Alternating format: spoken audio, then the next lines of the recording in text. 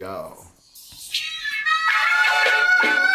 I've been bout my papyrus since I've been in it. Put me in the debate, you know I'm gon' win it. If I scream black power, don't get timid. If I say black city, I'm talking about Kemet. If I say black city, I'm talking about Kemet. Primary research and we done pushed it to the limits. All you dudes finished. The king counting cattle up with brother Reggie. When I'm in Oakland, smoking, bro, they love the Chevy. Back in the day, it was the spokes on the chariot. Long procession when the king got carried out to every spot. Woman looking nice as ISIS. I read ancient texts on my advice is priceless. Nubian gold, your ice don't entice us. Beating me harder than counting grains in your spices. Your heart was beating, but your brain dead. You're lifeless. Yo, they ain't nothing like us, yo. Don't try to make me mad. Make me smile and say you love me, man. That's real right there. Come on, you should listen to your main man's advice. Do a YouTube, apologize like Dice. Or the back fade coming like the Antichrist. Egyptologists sent me reading and said that I'm nice. I got a Stella with your name on it. I'm like Sargon. You the type of dude wake up and your car gone. Told, because of the money you owe. Before you stream, you should clean up that humble abode. Like Akhenaten City for my woman in gold. I keep the pseudos running, people coming in droves. You catch me on a live stream with Pan-African James. When we building, call us by our African names. I'm for the children. And ain't nothing happen to change. We on that black hype, so we still packing them things. For protection, got connections. My complexion, pure black, that's the S, that's the S. Make me smile. You love me? Show me some love.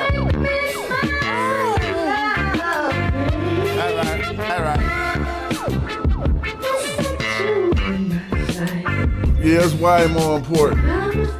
It's way more important that white people learn this black history I'm about to expose y'all to. And I don't want nobody to fall into the trap of thinking about race when you learn what you're about to learn. You're about to learn some history about the color black, period. Going all the way back to ancient Egyptian texts, because that's how we do.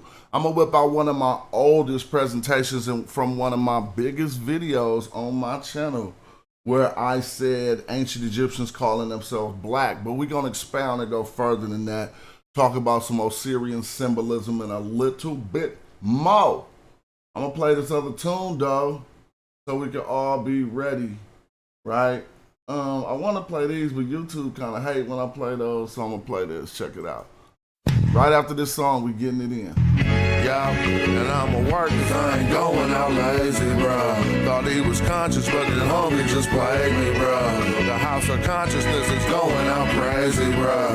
They crazy, bruh. Alright, it's getting kinda dirty in these YouTube streets. The Amara squad, God thinking you dudes weak. Islam or Judaism, where you learn what you dudes teach. The West African rapper slapping with that voodoo speech. All that sub-Saharan terror about a cuckoo feet. I'm like Norma, the agricultural farmer that grew you wheat for the storehouses. We feed the Hebrews and lead the people when we defeat the feeble. They wanna know polite rip me off, but Sonetta paid me my money though. That mean he 100. And I'ma work cause I ain't going out lazy, bruh. Thought he was conscious, but the homie just played me, bruh.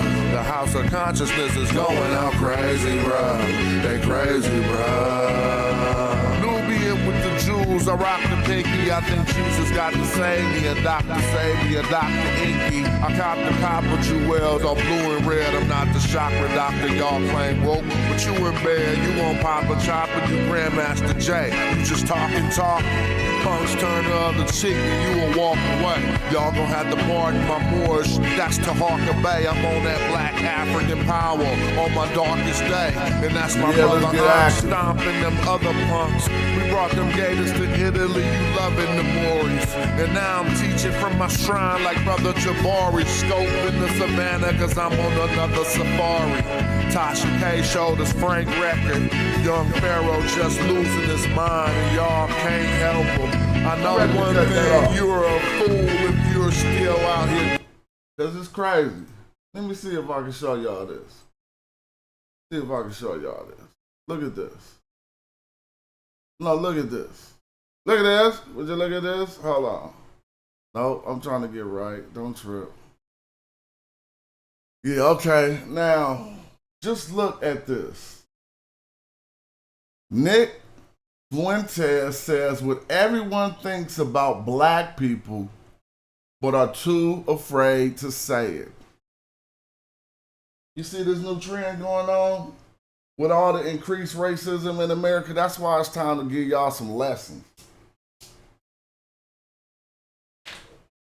Black people, your culture sucks. Nick Fuentes. Now, this is your young million view getter right here. And then we got people like the paid agent, Officer Tatum. I don't know what his take is on is Nick Fuentes right about black people, but I do know one thing. It's time for some education. Like, this is what I'm saying. I said this the other day. White people need to learn black history more than black people. Let me see if I can put Candace on. Like Candace, the name Candace means, it goes back to the term Kandaki. All right? You talking about a Kandaki, you talking about a Nubian queen. Right? A Nubian queen that none of the Romans could penetrate, or they couldn't even fuck with them. I'm going to show you all that. I'll open up that presentation. Right? But first, I want y'all to see why this is necessary. You don't know what's going on. This is propaganda. You don't understand propaganda, YouTube. All this stuff is a propaganda machine. And what are we hearing in the propaganda machine right now? Pro-slavery rhetoric. Now, how do pro-slavery rhetoric come out? You just gotta go do history. The people who make the argument that, oh, black people are savages. Slavery has been on earth since the beginning of times, and black people have contributed nothing to society. What? How dare you? Motherfuckers know their history. You got to look hella stupid. But first, let's show you why it's so deserving. Because this is the million view getter right now. Hold on, I want to see that talk. So I'm trying to understand if you're actually, you think that it's all black people are like this, or if your world is kind of colored by, this is what's going on in America. This has failed for 1,000 reasons. Welfarism has definitely, black people in 1940s, stand up. My grandfather, I talk about that denigration and the corrosion of culture. Yeah. That's happening. White, black, whatever you want to name it, there is this intentional corrosion of culture.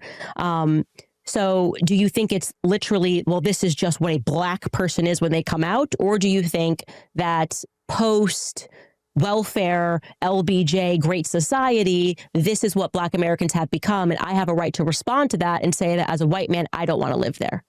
Well, I think it's more nature than people would like to believe. There's this classic tension of, is it nature, is it nurture, is it cultural, or is it intrinsic, is it racial? And I've always been on the latter side of this among conservatives. Conservatives like to say it's all culture. Black America is the way it is because of hip hop music and the Great Society and that kind of stuff.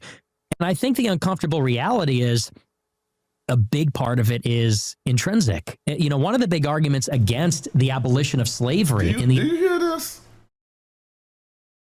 So his argument is that whatever he considers degenerate black culture is intrinsic. And just like I told you, this is pro-slavery literature.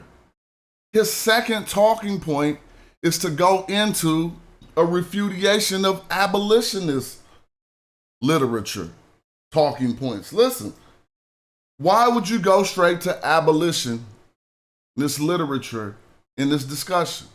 And I think the uncomfortable reality is a big part of it is intrinsic. One of the big arguments against the abolition of slavery in the 1860s is that when Europeans colonized Africa, they hadn't discovered the wheel. There's no two-story buildings.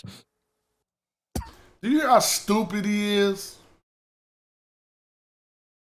I mean, this is an idiot. But he has aptitude. He has a mastery of the English language. This is the result of the racist ass American education system. He think he's smart. He think he can come on a public platform and say these two statements. Slavery in the 1860s is that, you know, when Europeans colonized Africa, they hadn't discovered the wheel. There's no two-story buildings. So let's just stop right there. This is an idiot. How many stories are the pyramids of Egypt? Complete idiot. Let's just talk about it before I prove all that history to you with primary documentation that you ain't never seen. No two-story buildings, no wheel. How about I reference a wheel in ancient at 3500 BC out my memory? Let me see which text I'm gonna pull up.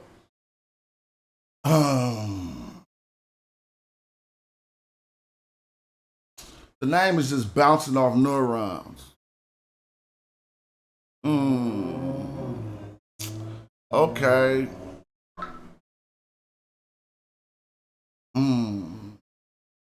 I want to show you this. And Cialy Seal. All right, thank you. Right? They're going to fix it for me. The Cialy Seal. Yeah, let me show you this. Let me see if I can get that fixed because I'm just pulling it out my memory. All right. Now, let's see if we can go in the images. All right. All right, yeah, let me see.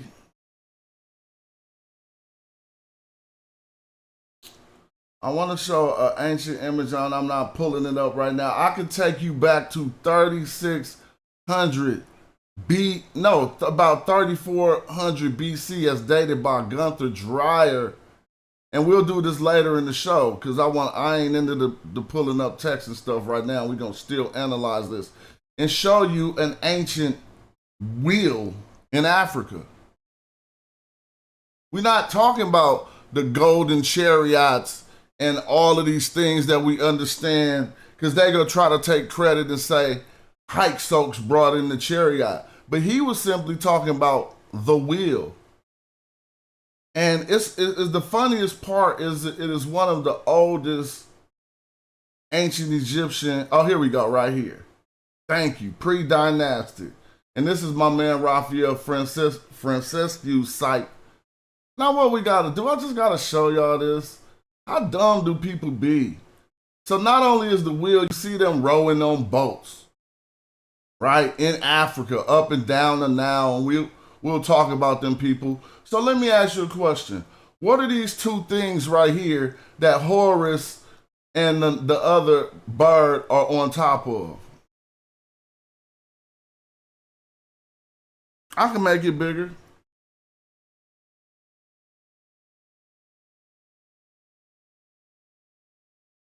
Like a wheel ain't nothing. Like this is just, so this nonsense that they able to spew and put out here ain't gonna get it. Because we're gonna just show y'all what's going on. Hold on, let me get on the screen. I need to be on the screen so you can see who talking. Now, did y'all see that? Do I have to make that bigger? See how big it could be back.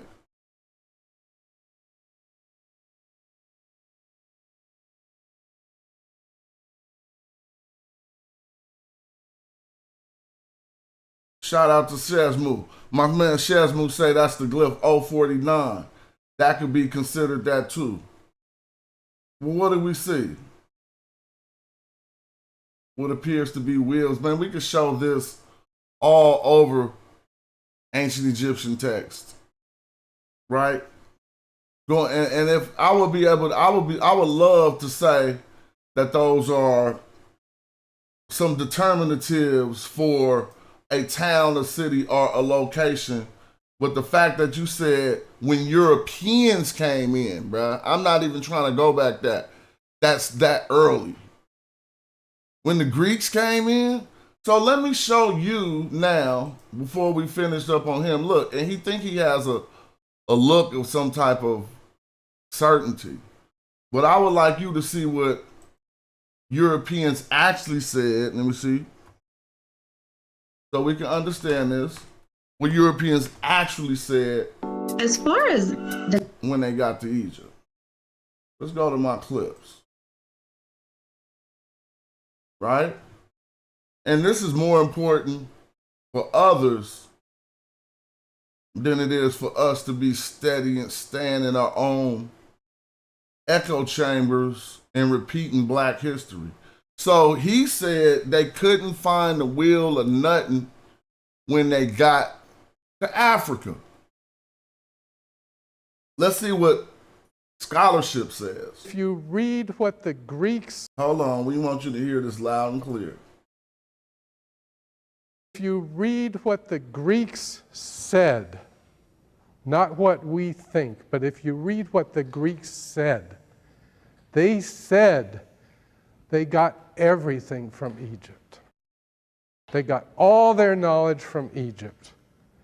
Pythagoras spent 15 years in Egypt. And what did he have to do? He probably had to spend 5 years convincing them that he was worthy to get the knowledge that they had.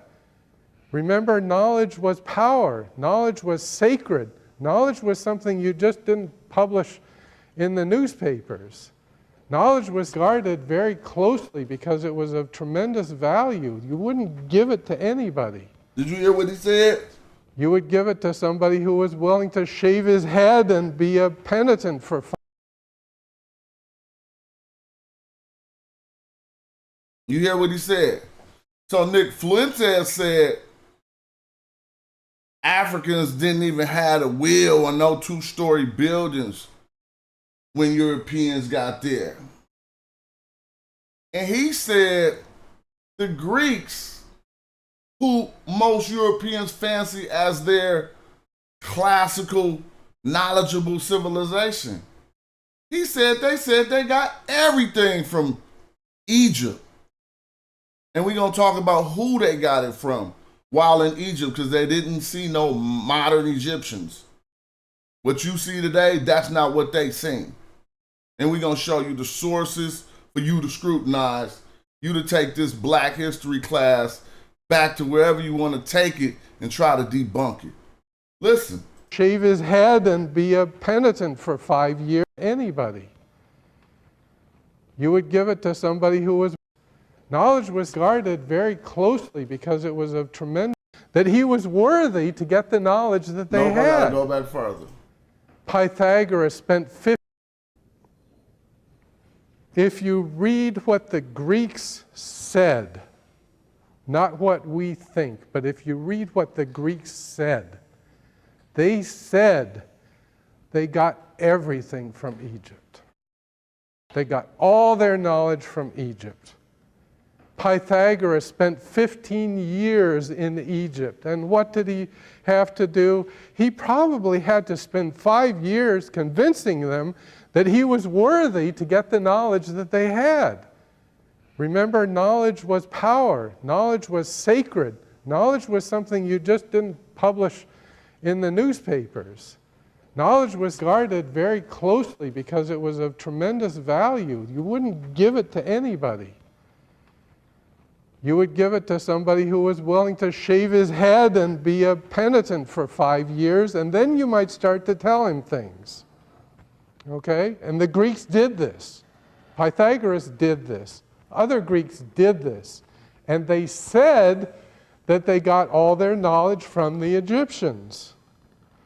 Now, when did we... Now, so they said they got all their knowledge from the Egyptians.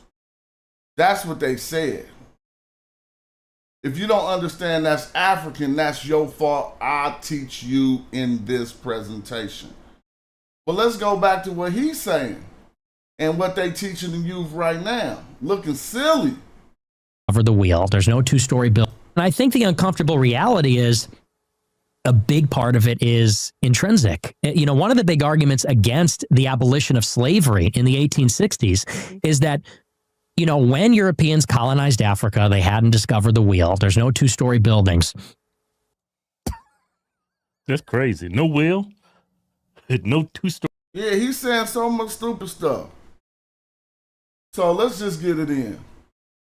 Because he just told you the Greeks. I'm going to go to the Greeks. I had this up, but I'll go back to another presentation so you could trip. Because you're going to say, oh, well, the Greeks said they got it from the Egyptians. As if you think the Egyptians wasn't black. But I asked anybody, I remember somebody lied and tried to act like there was an account where some Greek said the Egyptians were other than black. And I asked him to prove that, and he couldn't prove it. He can never bring the source. So I'm going to go to these old sources, and you can find them in my book. And my book is on Amazon, Black Like Osiris. Right? But I'm going to go to these sources. We're going to share it right now. And most of them are from Sheikh Anta Diop's work and from the Encyclopedia Africa, or what have we. And let me see if I can find this old stuff. Sorry, I gotta look through so much stuff. I would like you to see these sources, though. Maybe it's a faster way I could do this. I probably could have searched it, huh? Because I don't even see it. But I just switched out the presentation I was about to present to show you some other documentation, so if you could bear with me, that'd be cool. All right. Man, I think this is it. No, that's not it. I thought it was a green presentation, but I ain't seen this. Oh, here we go. So you could check these sources, and there go the clown Zahi Hawass, part of the state-sponsored attack on Afrocentrism right now, because they mad that we understand the history of ancient Egypt. But check this out. He says Egyptians are not Arabs and are not Africans, despite the fact that Egypt is in Africa. Who is they then? Where they come from? Like what? If they was from Africa, what are you talking about? But this was just the precursor to us looking at Greeks on black Egyptians. So we just seen the scholars say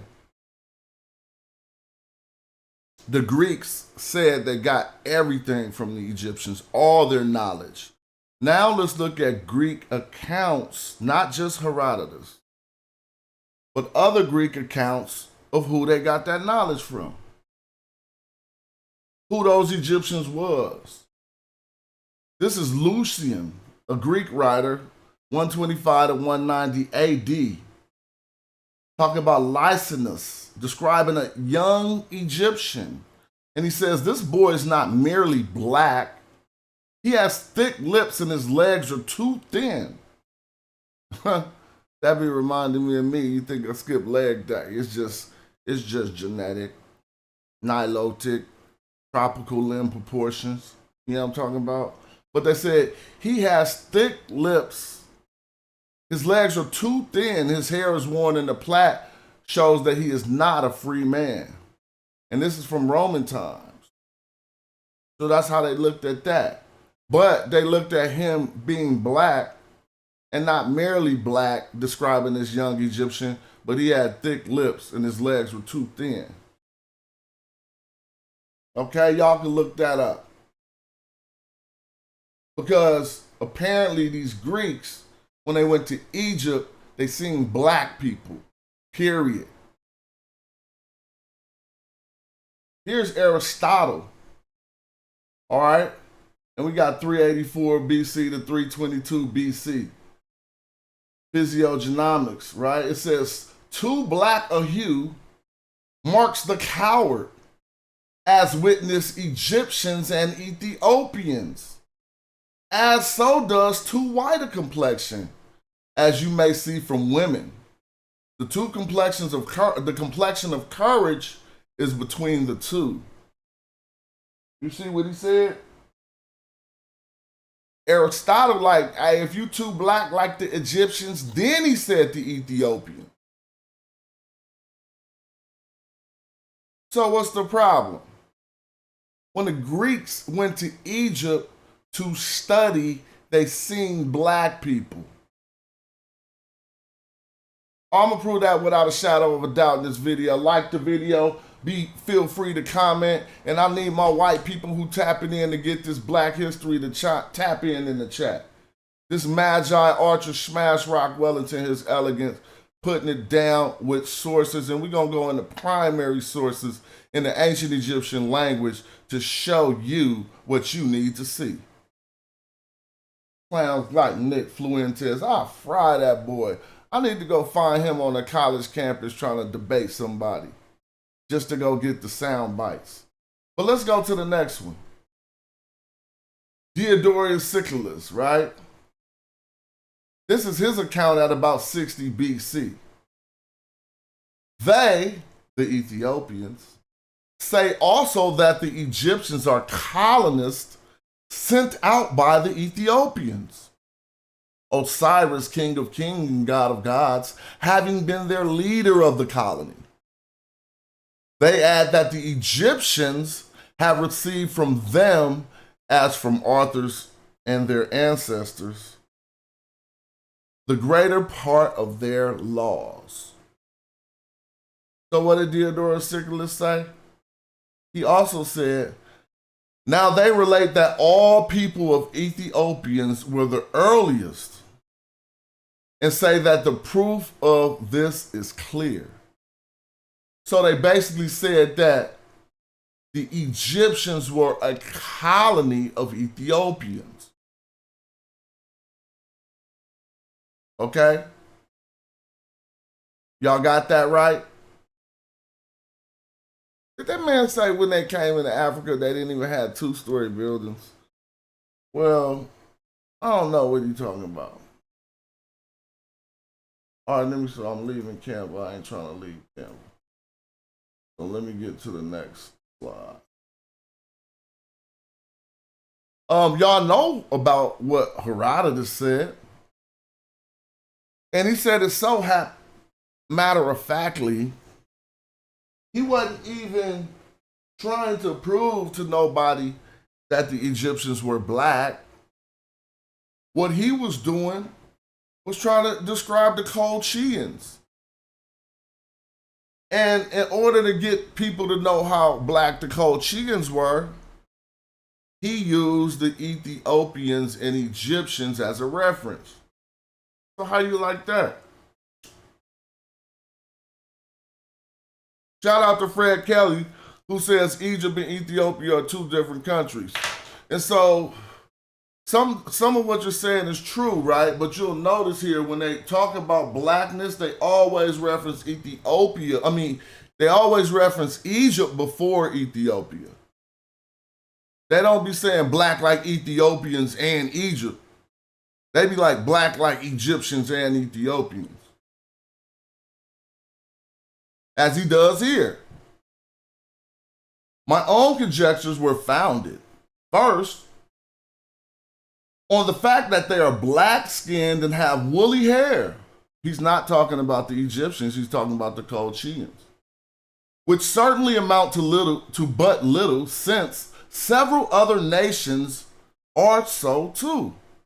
So he's like, several other nations got this black skin and woolly hair. But further and more especially, on the circumstance that the Colchians, the Egyptians, and the Ethiopians are the only nations who have practiced circumcisions from the earliest of times.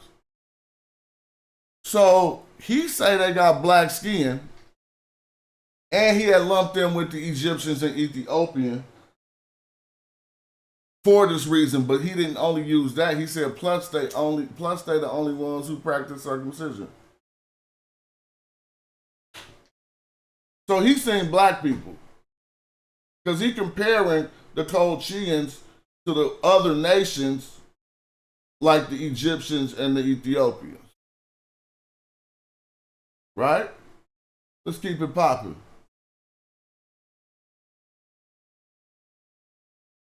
Well, okay. Ammianus Marcellinus, yep. He simply says the men of Egypt are mostly brown or black with the skin and a desiccated look. Skinny, desiccated look, excuse me. Are you going to look up these sources?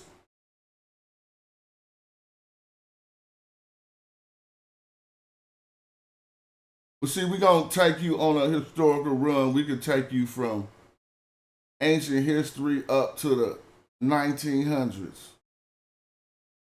We'll take you through the times where Egypt was living in not Egypt, Europe was living in what they called a dark age. And it was taught to us in America as if the whole world was in a dark age. But the rest of the world was thriving. And only Europe was in squalor. These are facts of history. But I want you to know more about this black history. I'm going to leave that alone. Let's go. He said the men of Egypt are mostly black. Wouldn't that make that black history? See? Let's keep going. Look that up, though. Fact check that. And come back and crush me. Diogenes Laertius, and if I'm saying that wrong, you gotta excuse me. It says Apollonius of Tyre says of him that he was gaunt, very tall, and black. Hence the fact that, according to Chrysippus, in the first book of Proverbs, certain people called him an Egyptian vine shoot. Y'all thought it was just one Greek who said that the Egyptians was black? Who would rock with one source? So we giving y'all a little historical run. You see the time periods these people are from. They talking about the people they seen in the land in their time period. Right? Now, this word black wasn't English. And some people, there's different levels of aptitude, and some people toil with this for some reason. They wasn't saying black because black is an English word made up in the 1600s. Man, I'm like, bruh, would you shut that up? What the word describes is the darkest hue. The word black describes the darkest hue, right? And there's other ways to say that in many different languages. Oh yeah, Greeks are definitely not the best source, but we're talking about first, it was a dude named Nick Fuentes said when Europeans got to Africa, right, that they didn't have nothing. So I went to a source that showed that the Greeks said they got everything from Egypt. Now I'm showing you who the people were who they got that from. They said they got it from black people. All right. Now, the darkest hue is something that you describe naturally as language forms because the night sky is black. Right? So you're going to name that eventually. In each language, we have a name for the darkest hue. Now, this is the occurrence that people misunderstand. When we come up for a name for the darkest hue, and you see other things besides whatever you use to name that, you can simply, if those things are close to that dark hue in physical appearance, not in a racial construct group, but if those things are similar in appearance, you call them the same thing. It's like a blue sky or blue water. We're going to say blue to let us know the hue of what we're observing. So just because black is an English language, come on, dog. In other languages, they have a way to describe this hue. And in Greek, what they used was malagris, something. MLS is always in it, but malagris is at the root of our term for melanin. And it's their way to describe the darkest hue. Now, if I go back, we're going to see the term that Aristotle used when he says too black. In Greek, he says agon melanes. Agon melanes is very black, hella black, hecka black. So you can't downplay it. He was talking about the darkest hued people that he's seen and always referenced Egyptians and then Ethiopians. So let's keep it going. Uh-oh. Because we got some better stuff to show than what the Greeks thought. We'll see how ancient Egyptians observed themselves. And so much trickery was done in early Egyptology, it caused you to believe that you wasn't even seeing black people on the walls of Egypt. Oh, we didn't look at Apollodorus from the 2nd century AD, who says Egyptos, talking about the myth of how, talking about this is an Egyptian myth. But Greek myths. Egyptos conquered the country of the black-footed ones and called it Egypt after himself. So that's the Greek the Greek rendition of how Egypt got its name. Where he conquered the country of the black-footed ones. So you're going to say, oh, that's just black feet. They just got black feet. Well, if you keep on, how you say this? Aeschylus. Aeschylus? Oh, we're going earlier, 525, 456 BC. This is a poem. Now check this out. It says, in the subplants, Danios fleeing with his daughters, the Daniards, and pursued by his brother Egyptos with his sons, the Egyptides, who seek to wed their cousin by force, climbing the hillock, looks out to sea and describes the Egyptides at the oar afar off in these terms. I can see the crew with their black limbs and white tunics. So they got black feet, they got black limbs, all by a European description, a Greek description. I would suppose these are black people. Achilles Tatius of Alexandria. All right, check out these sources. He compares the herdsmen of the Delta to the Ethiopian and explains that they are blackish like half caste. And I got that out of Sheikh and Diop's work. That's why I had to quote Sheikh and Diop here. So that's just a short little 10 sources on what the Greeks thought. So when the scholar says they got everything from the Egyptians, you know who he was talking about. Now let's find that other presentation. And I do need to grab some water though. If you leave, come back because we about to drop some bombs. Unless you know everything you see, the people who watch my channel know everything they see on the screen right now. Hold on, let me just ask for water. There you go. If you know everything on the screen, don't come back when you leave.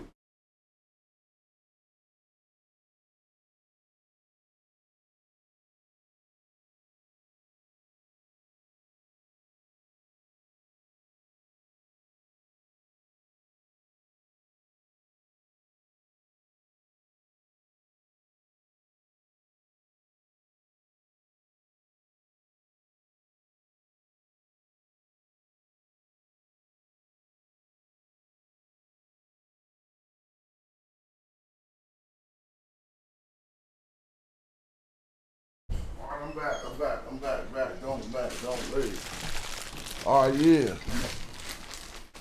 Now we about to do the knowledge. Because just like I said, most every language had a way to describe the darkest hue. One of the oldest African languages, Rani Kemet, also had a way to say the darkest hue. And guess how they said it? To say the darkest hue, they said Kim. Now, never mind my pronunciation of these terms. What we're having is a scholastic session, right? Because they did not leave the vowels to us. So what we have here on the screen is the way ancient Egyptians would write black. Okay, let's just absorb that. You ain't, trust me, for this lesson, it might inspire you to want to learn the ancient Egyptian language, but you ain't gonna have to know none of that to see. All you gotta do is be a thinking person and look at what you see. Try to catch me in a lie or something. Try to be hard, bro. Damn, where all the motherfuckers at? Like, why y'all could beat up every other YouTuber, can't poke no holes in this? Because this facts. Now use your brain and tell me this ain't true.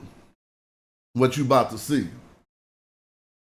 When the ancient Egyptians, this icon we see is called scholastically Gardner I6.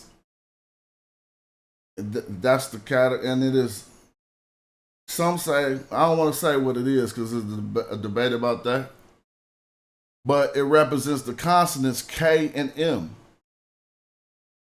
And the meaning of those consonants together, Kim, is black.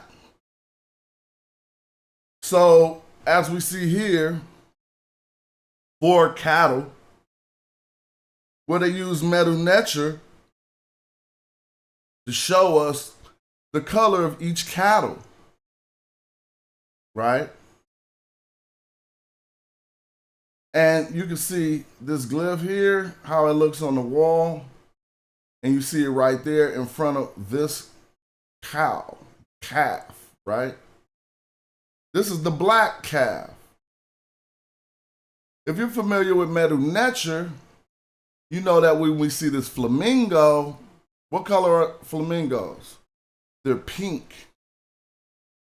Ancient Egyptian didn't have they didn't have wide color categories like a box of crayons. They just, if it was close to red, it was red. So that's red. It is jasher. The determinative for red is a flamingo. The word is jasher. So when I see this, I say Kim. I see this, I say jasher.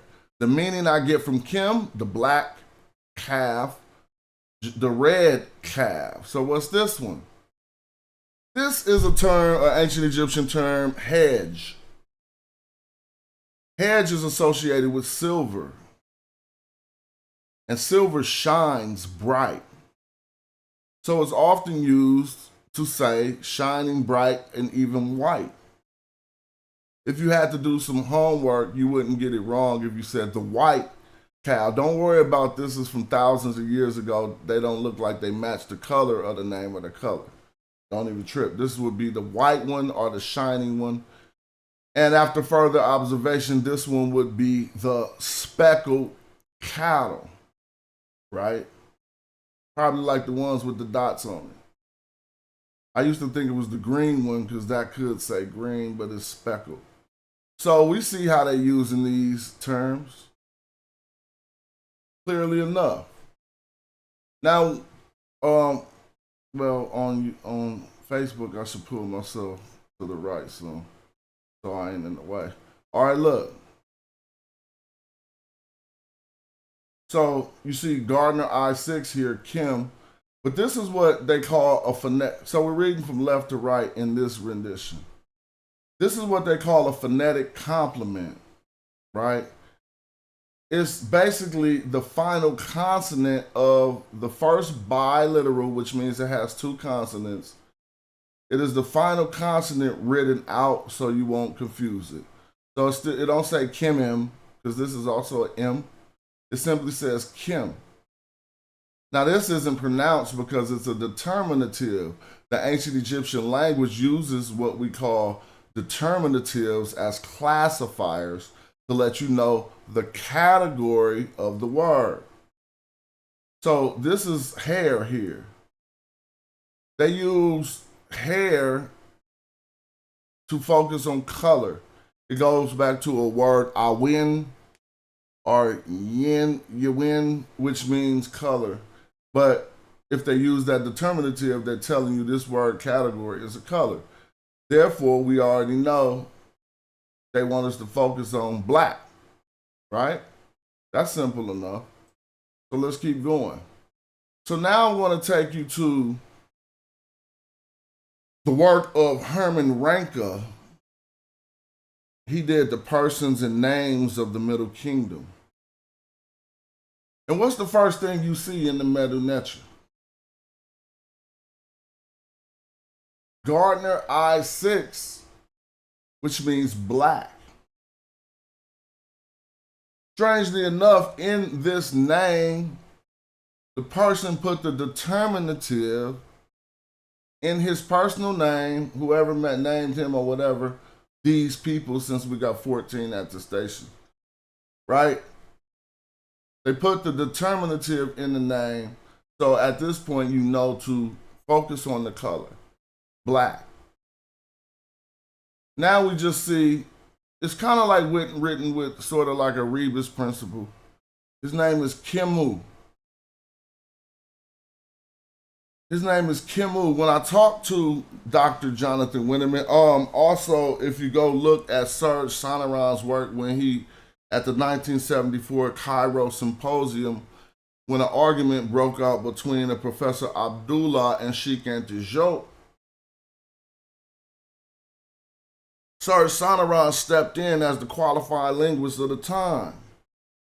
And they were arguing over how ancient Egyptians would have said black people. Sheikh Anta Diop proposed that they would have said Kemet.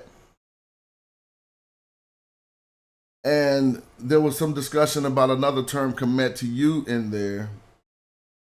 And the scholar Serge Sonoran stepped in to settle the argument and said, if ancient Egyptians wanted to say black people, they would say Kemet or Khemu. Kemet or Khemu. But then he had a caveat he tried to throw in there that was good enough for their time period to say, but I have not seen them using this term to speak about other black people from the hinterlands. Don't worry about that. We find that. That was over 50 years ago. We found that. We found that. So that don't matter. What you need to focus on is that he said, in order to say black people, they would say Khemu, as you see on the screen, right? Or Kemet. Now, y'all remember when we go back here, we got the root, which is just Kim, black. But the name here is Khemu. We see a W suffixed on the root. To see it in the Medu Neter, it is this Uchik. Now I said this is the Rebus because this word, this sound, this is a biliteral and it's spelled out. It says mu, but they put the U here too. Now the sound is all they want us to trip off is mu, and the sound of this Kim to say Khemu. But fortunately enough, he put the determinative here to make you, to direct your focus back to the color. Now, when you add a Uchik, which is giving us this W here, onto this adjective or onto a verb, a particular thing happens. Now, if you just in elementary or intermediate meta nature, you might not know this. You might think you thinking in your head it's gonna make it plural. That is true in certain instances, but if that was the case here, there would be a dot in between the M and the W to indicate in transliteration that this was a suffixed W that should be looked at in a different way. When they add a U to the root in this fashion, it changes the word into an entity, so to speak, but an abstract way of doing such.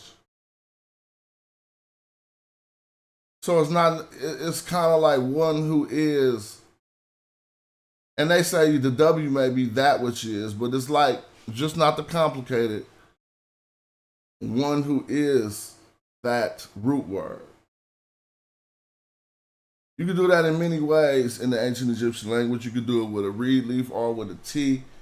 If it's on a verb, you do it with a T and form a participle, which implies the entity is inside of the verb doing the action. Like to run or a runner. A runner lets you know is an entity inside of that doing the action, see? Same thing. And so when you put this W, it's changed. Kimu is one that is black. Not a bunch of blacks, but one who is black. It could be said like that, and it might be corrected by a very good Egyptologist grammarian, but this is a great understanding for this video.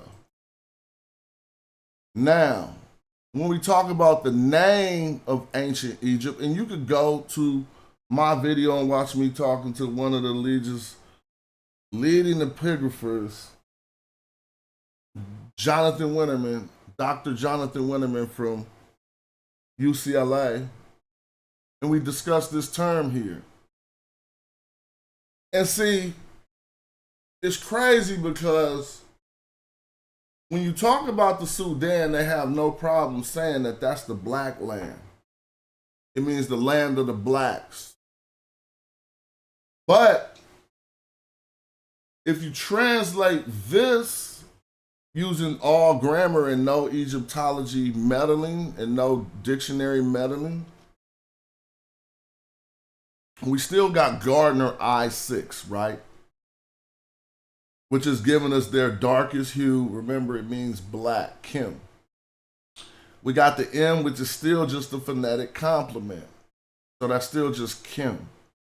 This phenomenon is ancient Egyptians would write out the second consonant of a biliteral term just to let you know what it is, in case you didn't know. So that's Kim. We have a T here, which some call a feminine T. We can go into that discussion. It could be a location marker T or what have you, or an abstract T. Just like the W changed the other Kim into Kimu, this abstract T won't change it into one who is, it would change it into that which is. Okay? So if this is black and you see the abstract T on it, that which is black. Okay? Kemet. This is the grammatical definition, not the Egyptologist dictionary. That which is black, right? Now you got this marker, which is, remember, the determinative is always here to let you know the category of the word. Now this is where the Egyptological meddling comes in. And I pinpointed it so much that I talked to one of the best MetaNetta readers in American Egyptology. And I should pull up what he said right now. And I'm a dialogue with him again sometime next year.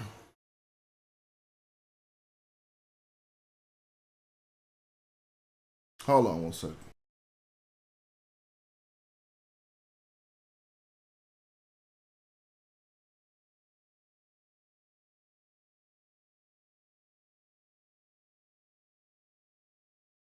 Excuse me. So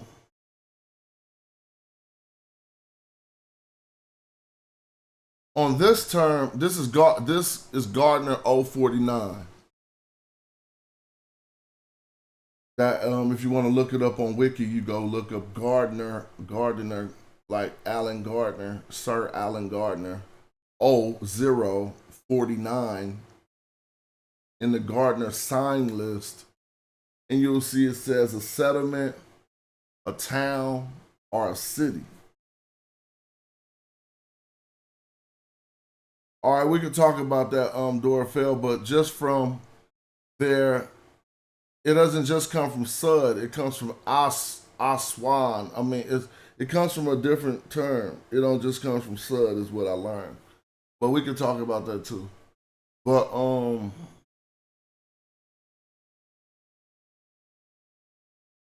so this glyph here is translated in this word as land. And then they translate and tell you Egypt meant the black land. There's a problem with that, and if you get to this level, all Egyptologists will admit it. You don't translate this as land, and most often you don't say the determinative in the meaning. You just let the determinative helps you understand the meaning. If you was forced to say this and you say land, that becomes problematic. So if you look at the glyph, it is an X inside of a circle, and some people call it a crossroads, right? A crossroads. But crossroads imply people, and it starts to be reminiscent of a city center, right? Or a place where people gather. We got more evidence in the glyphs to let us know this is true, because a desolate city is an X without a circle around it. Ruins, if you look up how to say ruins in the ancient Egyptian language, it'll just be an X, 2 sticks, without the circle around it. So it started to mean like the X with the circle around it. And I don't want to say that this is indicative of city walls or enclosure, but I will do that research later to see if that's true. But what we can say is it's all about the people that congregate at this particular spot. It's not about the ground they're standing on. Remember that. That's how they trick you. It's about the people that congregate in this particular location. This is why we call it a settlement, a town, or a city, a community. You know, it's been expanded out to say a country, and that's a weird use of this too, but we'll talk about that at another time. Because at a later time period, Kemet became known all of Egypt, and then they took this little marker and they still had it on there, but it's indicating the whole nation. And so, now the problem happens when Egyptologists translate this as land, and then they say this is black, and they say this is the black land, and then you ask yourself, why is it the black land?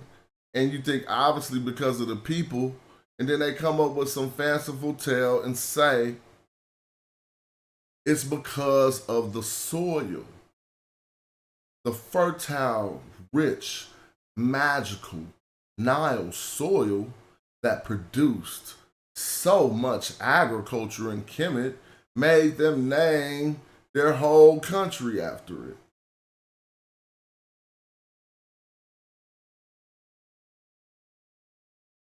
That's a lie. Now I'm bold on YouTube, but see, I know y'all can't get past me because I done ran up on all the best Egyptologists with this. Not all the best. But what I will say to you is there is no primary source that says Kemet means the black land because of the soil and not the people. That was made up by Egyptologists. Remember that. Now, when I questioned Dr. Jonathan Winneman on how that happened, guess what his first assertion was? And he kept it so honest. He was like, I gotta be honest. First thing I'll say was racism was a factor. Okay? So if you're doing scholarship and you find out that Egypt was called the Black Land, and you have to make a determination on why it's called the Black Land, and you decide that it's called the Black Land because of the fertile Nile silt, we're going to ask how you came to them conclusions. Nobody ever asked this. It ain't a nobody work. No one's ever questioned the black silt. We are magi archers, right? And we found that in no ancient Egyptian primary text do they ever even favor black silk. Do they even like? They don't even like black silk. It was a nuisance. But Egyptologists went in and act like it was so important that they named their whole nation after it instead of being a nation of black people. Now, I just showed you personal names that use Kim at the root and they put the hieroglyph there to let you know to focus on the color. I've taken this to plenty scholars. Some of my opponents who mount their own polemics against me and my work, they went to Egyptologists to get them to prove that I was wrong, and the Egyptologists told them I wasn't. You're wrong. They was like, nah, he right. So not only did the Greeks say they was black in their language, and this is before we got our complete social constructs of race. This is just describing physical appearance. How somebody looked. You want to describe that to somebody, you might go to color first sometimes. But what we see here is not only that, the Egyptians called themselves black in their own language. This the black history people don't know. Because they think it's something else. Now, I'm going to take you to the rock tombs of Mi-Er. All right, and I want you to notice something. I'll probably see if I can make it bigger. Let's see. I want you to notice something on the name of this fellow that they wouldn't even want you to know called himself black. You see that here? What funniest part about this book, this is a book from the 1950s.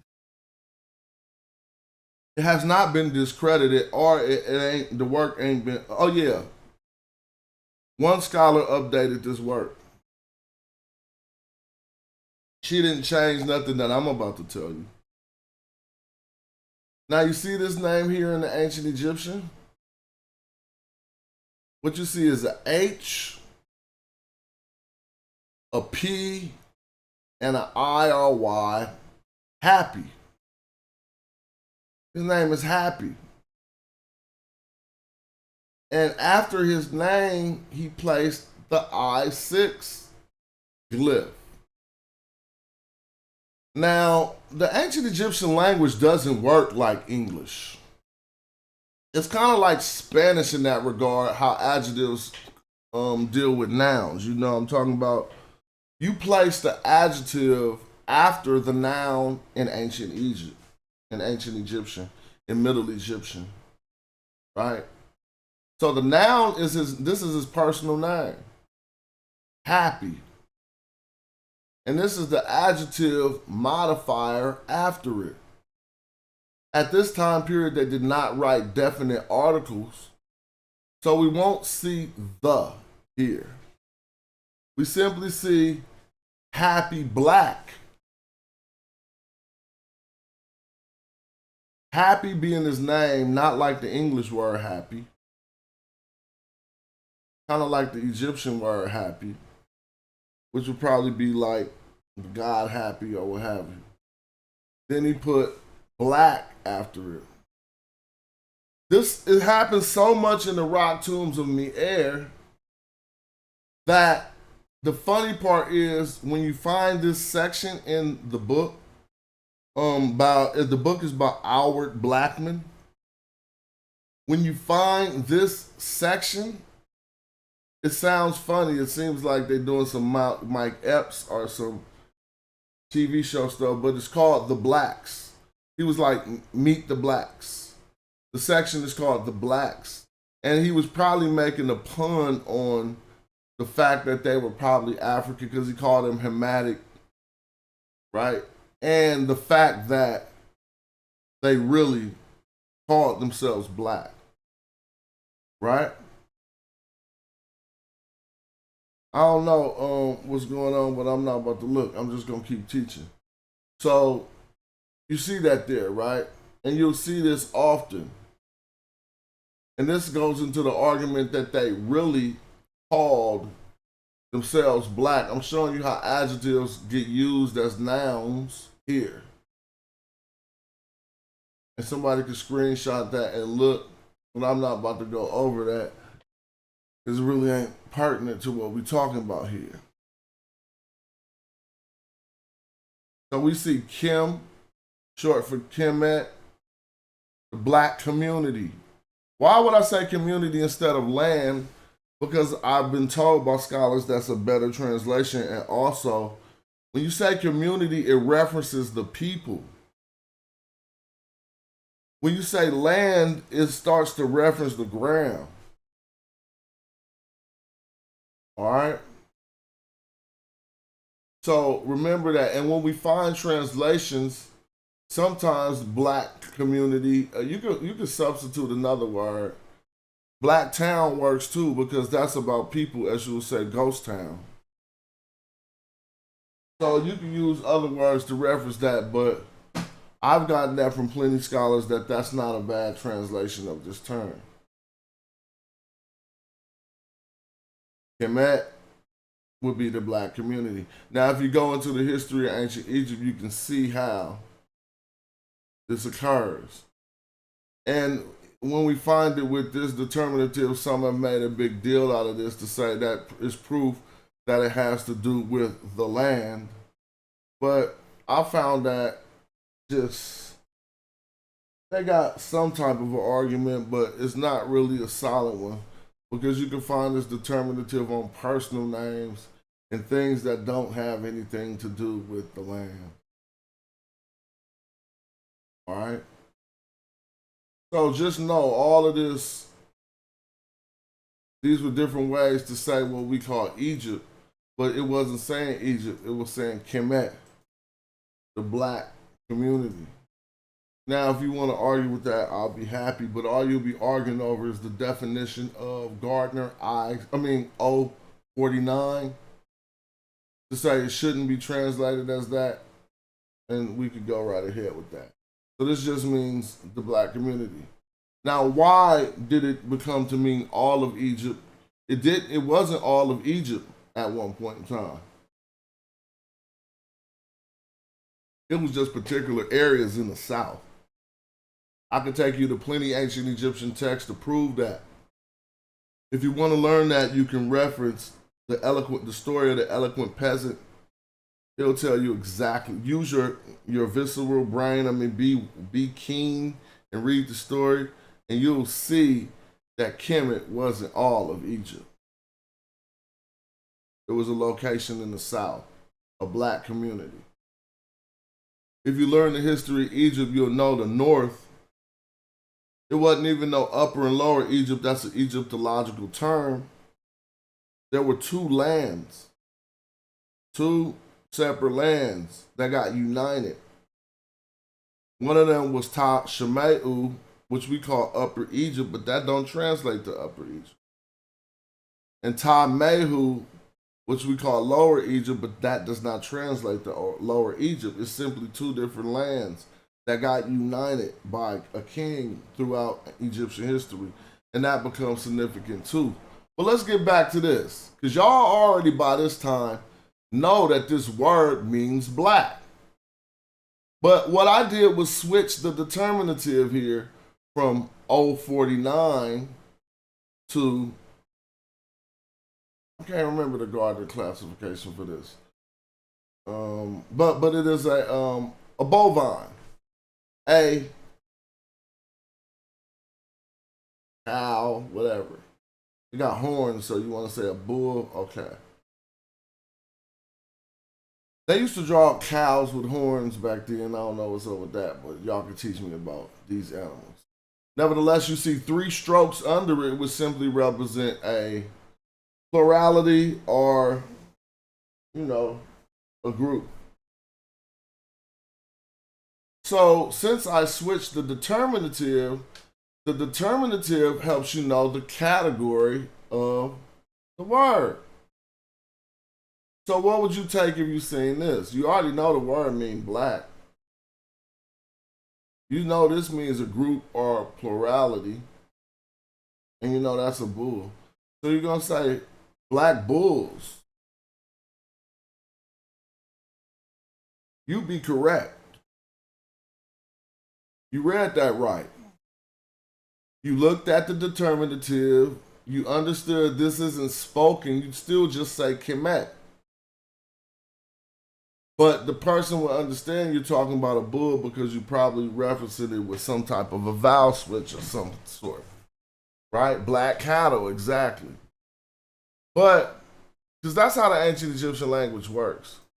But when you substitute the determinative, you can watch Egyptologists. If they have integrity, they'll bow down. But if they don't, a lot of them are perplexed when you do this because, and shout out to Dr. Camila DiBiase Tyson. She's the only one who gave a cool argument that said that she gave me some sources to show that, nah, this don't mean that those people are that color. But she did not refute everything. She's saying it means they're from this location. All right? A lot of people argue that. But check this out. These bulls ain't from this location. These bulls are black. So why when we put people there, do they change it then and say, oh, this don't mean black people. This means, this means black bulls, but this doesn't mean black people. This means people from Egypt. That's what they say. And there's an argument there. But what they have to understand is, okay, this is what I do. I ask them, okay, how would you say black people if you wanted to? And Sir Shanaran already answered that with this. He said if they wanted to say black people, they would say what? Kemet or Kemu. So the person who's trying to be argumentative is going to say, I would say Remech Kemet, which would be a way to say people black. And they think you can't find that in the text, and I'll take y'all to later in this presentation where we find in a book Remech Kim. And this isn't the name of the book. This attestation is from Carol A. Andrews. what we read here about what she found in Demotic texts. This is suggested because Papyrus BM 10390 is one of those extremely rare Demotic texts which records the age and physical characteristics of one of the contractors, a feature far more common in Greek texts. Panakiti is said to be a black man, surely pointing out that he's a foreigner. Now notice, what's facts and what's conjecture? It's facts that Panakiti is said to be a black man, but surely pointing out that he's a foreigner is her conjecture. What them saying that is pointing out, she just added that. Fact is, we have Remech Kim right here, which means a black man. In Greek times, when they was using the ancient Egyptian language to talk about a contractor. It's more important for white people to know this than black people. The Greeks, whatever they taught you about the Greeks, put 10 times on that for the African. Now, this is why we get the black god, Osiris, and don't let them lie to you and give you hella Egyptological reasons why he was black. Their best, most formidable argument I dismantled. The best, most formidable argument on why Osiris is black is stupid. It doesn't even make sense. So this is what they didn't notice about their argument. They defined their argument with the argument. It's like defining a word with a word, with the same word. The phenomenon of Egyptian natures, or these are supposedly gods or deities or deified people in Egyptology, that phenomenon is written off in a statement that seems beautifully stated whenever you say it. Osirian symbolism, Osirian tradition. Makes no sense. It's lightweight stupid. Let me break it down with just little kid logic. I'm not ever, you could do something to symbolize me, but when I'm wearing this hoodie right now and doing this, I'm automatic, I'm me. I'm putting my presentation out. You could go rock this the same way and get my presentation off. Why am I saying that? Because Osiris is Osiris. So I can't symbolize myself. You see how that works? See how dumb they are?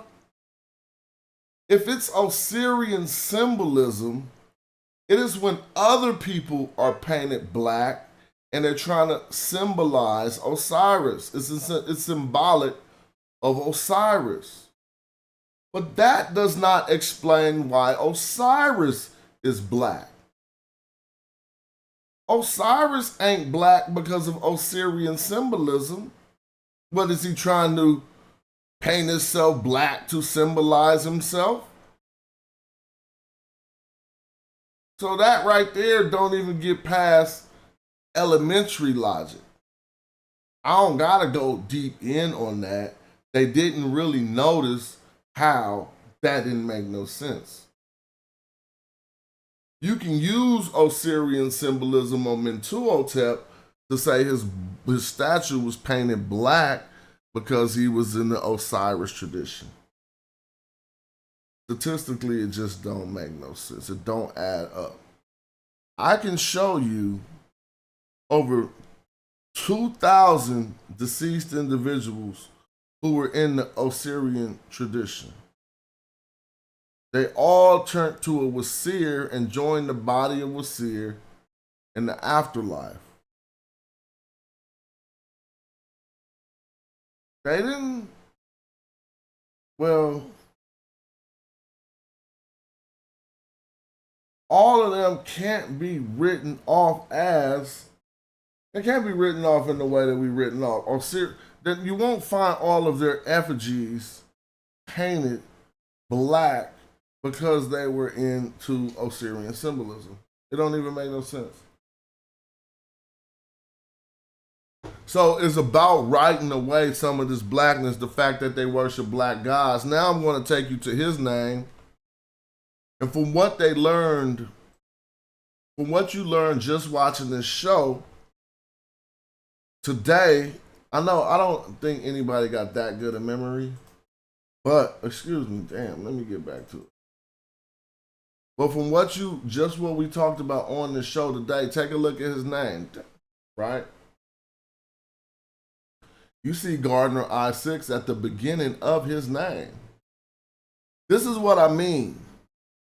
They didn't just paint him black. They didn't just paint him black and call him Osiris.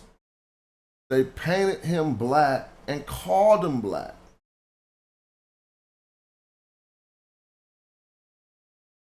Now, am I making this up? Why? Because the black Africans, who we know as the Egyptians, worshipped a black god. Most people, when they right mind, worship a god that looked like them. People who've been put through all kind of different mental shit, they worship supreme beings that don't look like them.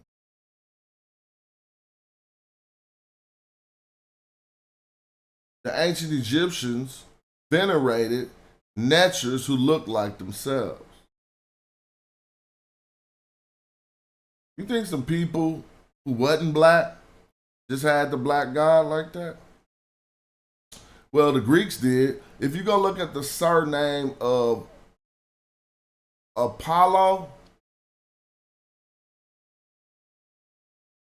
he got a name that called him the black, but I ain't gonna go in on that.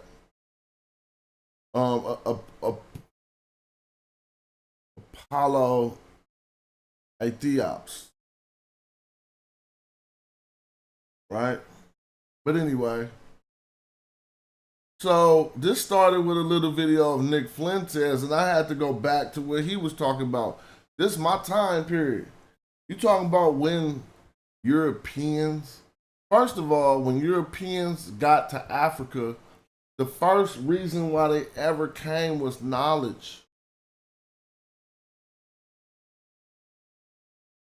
It wasn't no beef. It wasn't no slave trades and shit yet. First reason before they decided to start kidnapping people and shit. Later, the first reasons why they came was knowledge. We talked about the 7 sages.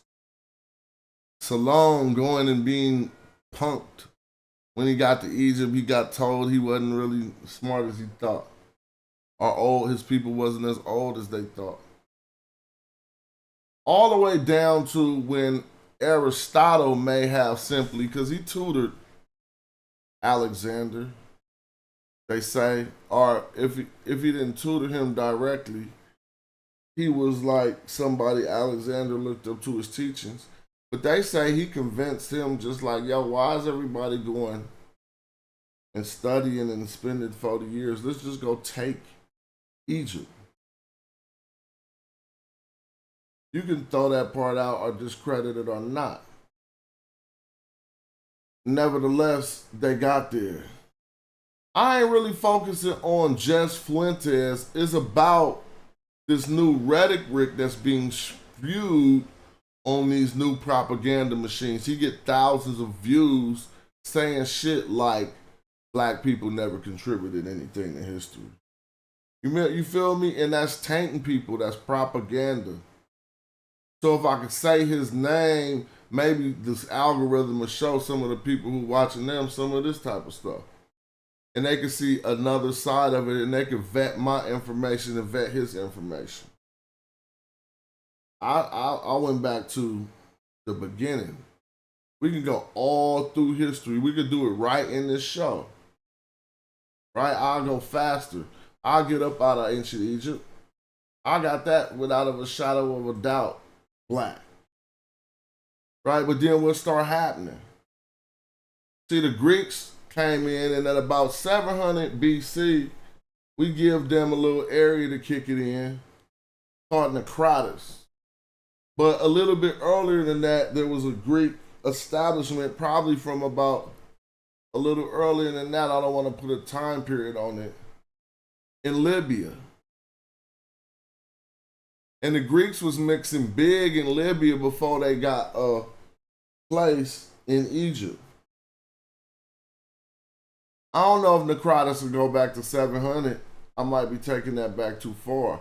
But I definitely know that the Libyan location that had Greeks in it go back to about 700 BC. But watch. Egypt popping. I mean, they tell you all the earlier pharaohs, they fit more better in with saying they Nubian. And Nubian is just a pseudo weaponized word that means Negro. That wasn't really a thing until later in history, Nubians, until about the turn of the century-ish, right? So, I mean, Egypt and then intermediate periods ain't really a thing. They didn't know what that was. That's just something we use to know when hella different people were saying that they the king of Egypt. What they leave out is, in most every intermediate period, who wins? The southern contingency from Upper Egypt most always win an intermediate period and unify Egypt again. Because that northern areas don't never produce nothing significant to the people of Egypt.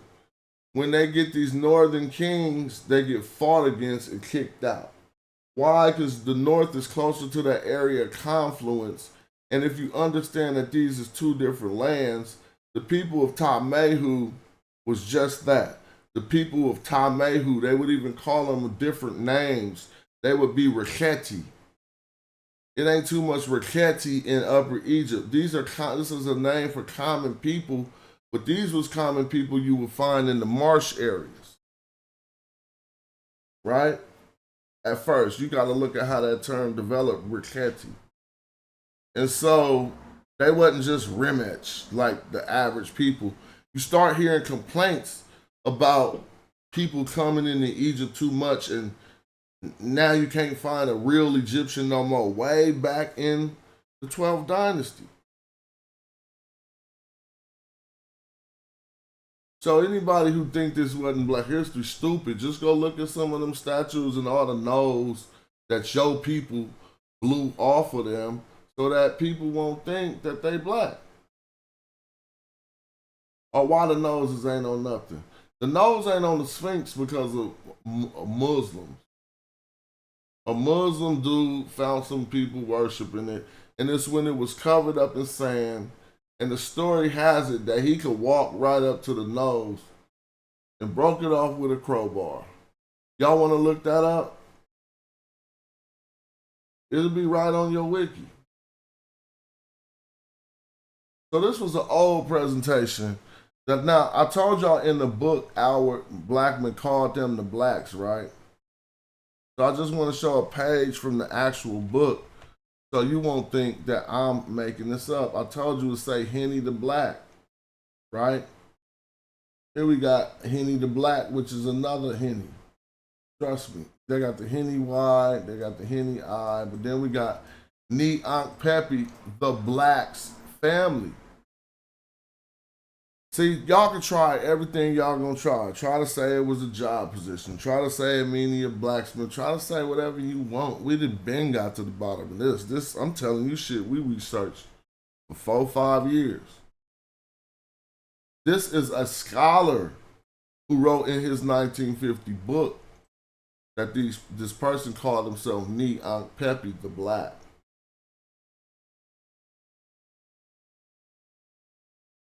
Right?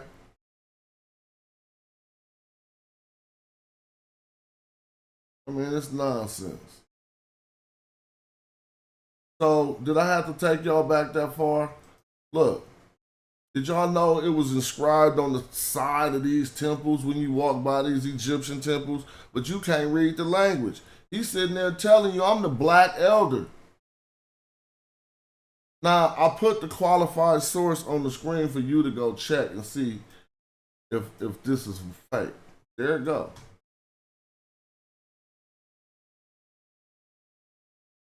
Go see if scholars say that this says the black elder.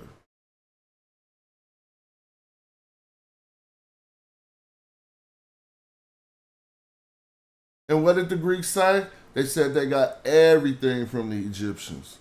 So you got to know how to simplify that. White people said they got everything from black people.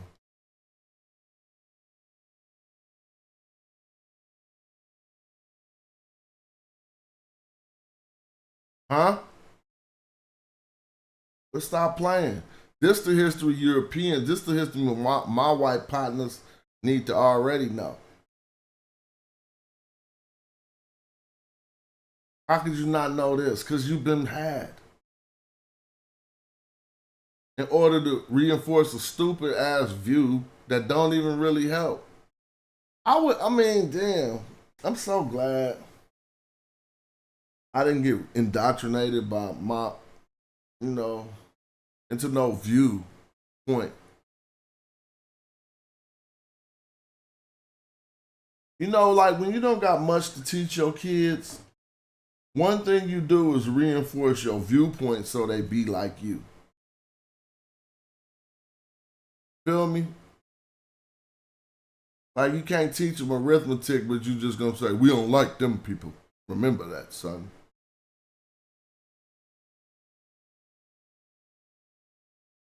I mean, I could keep on showing this forever, but I'm not because I'm at 1:30 and I already killed what dude was talking about. Look at all these black people writing the fact that they was actually that. And I'm putting the qualified source here so you won't think I did these translations.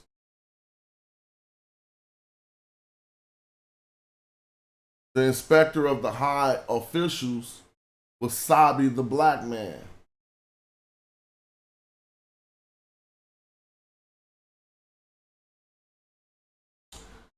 People argue, but it doesn't have the color determinative. Shout out to Sandro Capocicci, even though you ain't probably messing with me no more.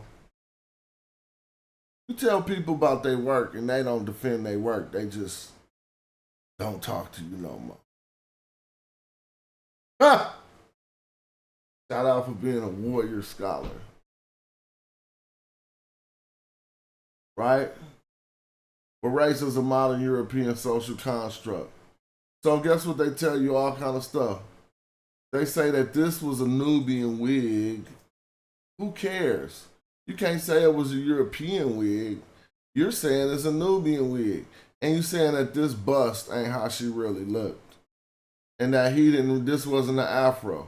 I've had people argue to me that this is Amenhotep III. You know how much you've heard that name, Amenhotep III? Maybe a lot, maybe not. Did you know he rocked the fro like Willis?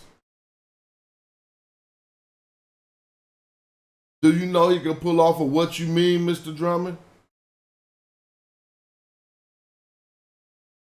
That's not a cartoon.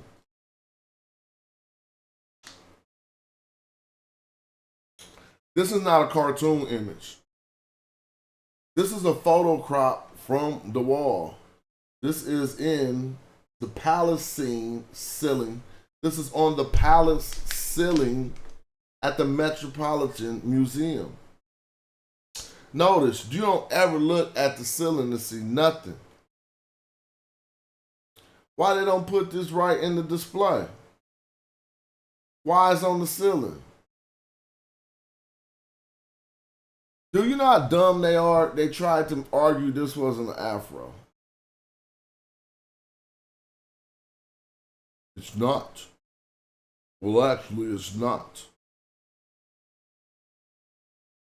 Well, actually, this is not a. What are you talking about, bro?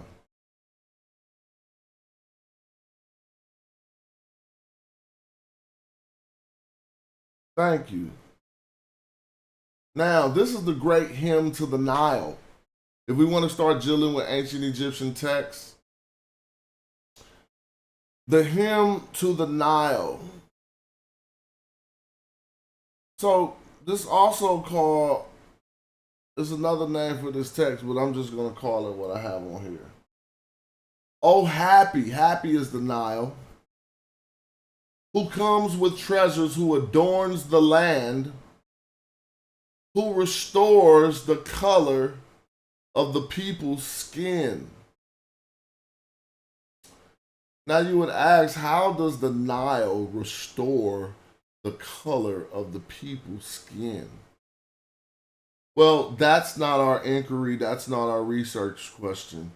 This is added into this video for us to see that ancient Egyptians focused on and noticed the color. Obviously they noticed, but they wrote about and talked about the color of people's skin. Okay? See, you think racism and the social construct of race had to be a thing for one to simply talk about the color of some people's skin?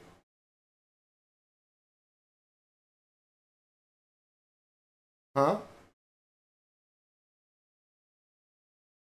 No. As a matter of fact, let me show you what the ancient Egyptians said about different skin colors. Did you know they talked about this? You weren't taught this in school? Let me show you. This is the Stela of Mentuhotep, where we read Anem Pu Wa Remech. Remech U, if you want to add this plural. He says people are of the same skin. Okay? Now you can try and interpret this in various different ways, but let me show you the parameters of what you're dealing with. It's not that hard. The ancient Egyptian language here is simple. The first word in transliteration, yanim or anim, I gave it to you for the definition. Look, anim. Now what does it mean?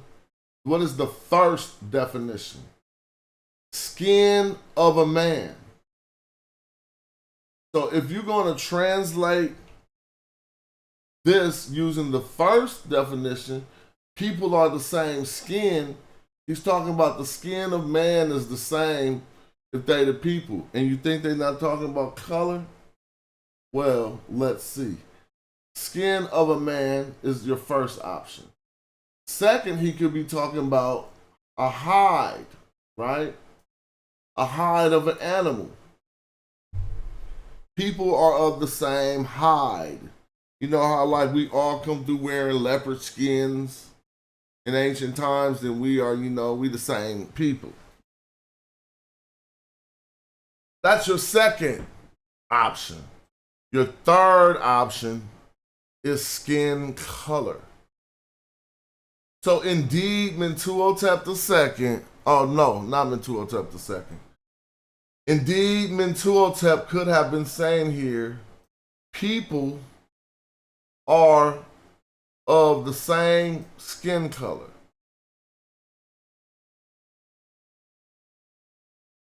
Now, he's not talking about all people on earth.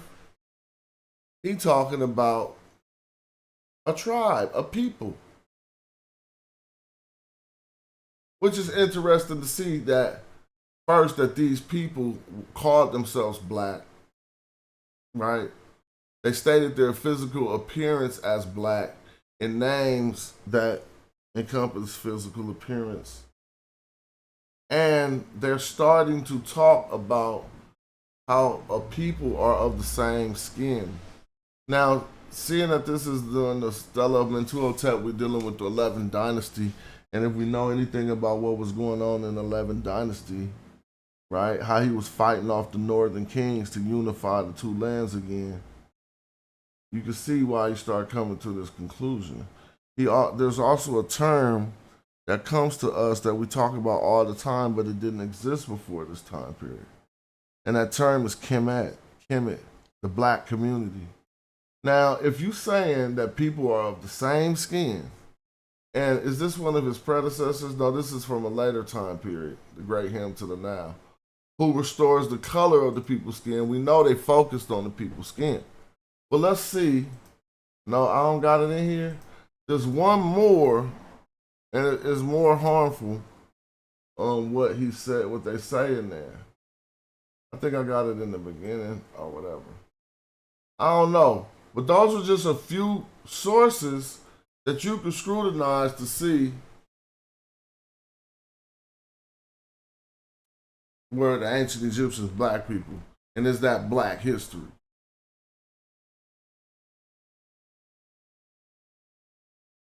I ain't even gonna go in on this. I'm almost at 2 hours after doing a whole nother video. Hold on, I can show y'all some more stuff. Cause I got presentations. I said I was gonna say something about those Nubian queens, right? And I just want you to get a taste of this. Oh, no, we were supposed to hop through more time periods though. Let's just do that real briefly. So the Greeks didn't even take Egypt from black people or from none of they took it from the Persians. The Persians, I don't think they took it from no black people. They took it from the Libyans, right? No, they took it from the Assyrians. The Assyrians took it from Africans who took it from Libyans. So in this time period, about the 22nd to the 28th dynasty or whatever, those are the people I'm talking about. Now, just think about it. The Cushites, who we know who came up from the south, yeah, I just mentioned that, yeah. All of those times it was getting conquered. But the Cushites who came up from the south, I call them fundamentalists of Egyptian tradition. Whenever in Egypt would get encroached upon by people from the east, coming in from the north or whatever, the real Egyptians would go south. Oh, let me find this presentation. The real Egyptians would go south, right? Matter of fact, this ain't even the one I was about to show you, but I'm going to pop into this one real quick because of what I just said. This is called A King Will Come from the South. Why am I showing you the South? Because y'all think Egypt, y'all think white people, you think Mediterranean. You didn't know that was the booty of Egypt? You didn't know that was the butt of Egypt? Lower Egypt, what's lower you? Lower you is your feet and your lower extremities. Upper you is where you think, your brain, the top, the head. The head of Egypt was in the south. Today, where you find the black people still, that's the heartland of Egypt. Don't think because the pyramid was placed and where it was placed, like that's the heart of Egypt. They say that got stuff to do with all kind of celestial things. The placement of these great pyramids. You could corroborate that or not, but the heart was in the south. So I just did a presentation before called A King Will Come from the South. Every time we got what Egyptologists call an intermediate period, they turned to the south. And the south to them was up. It was upstream. Because the Nile flows from south to north. So if you go against the grain of the water, you're going up. You're going upstream.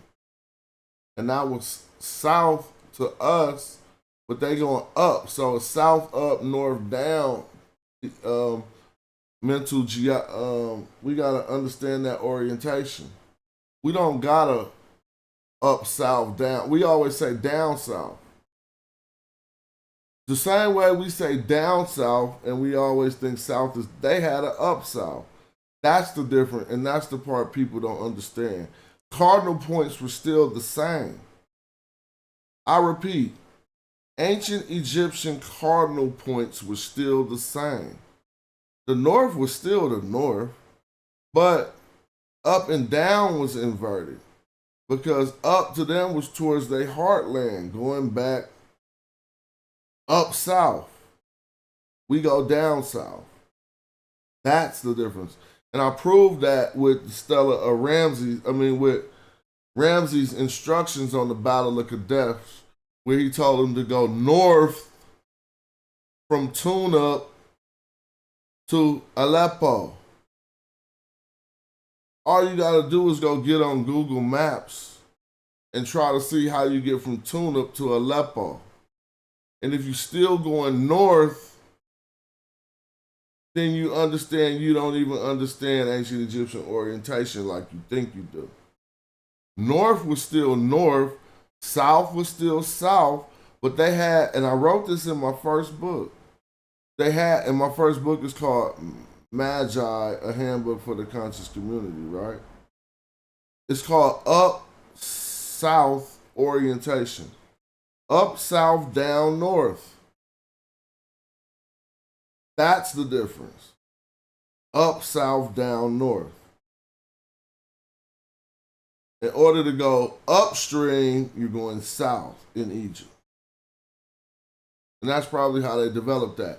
So now, if they was in Egypt and it was an intermediate period and somebody had a prophecy and said a king is going to come from the south, don't start thinking he going to come from Syria because you don't got your orientation right. You know that's not the south, but you think the map is flipped and you don't know how to explain that correctly. Yeah, the map is flipped, right? Because you Eurocentric, Europe's on the top. That's just how they do that. But the top to ancient Egyptians was further south in Africa. So then, if you in Egypt and it's falling apart and you stop the people and you have a prophecy and say, don't worry, my people, a king will come from the south. What are you saying? If you want to Tarzan it up a bit, you saying from deep in the jungles of Africa, woo, woo, woo, woo, woo, woo, will come a king to help unify Egypt.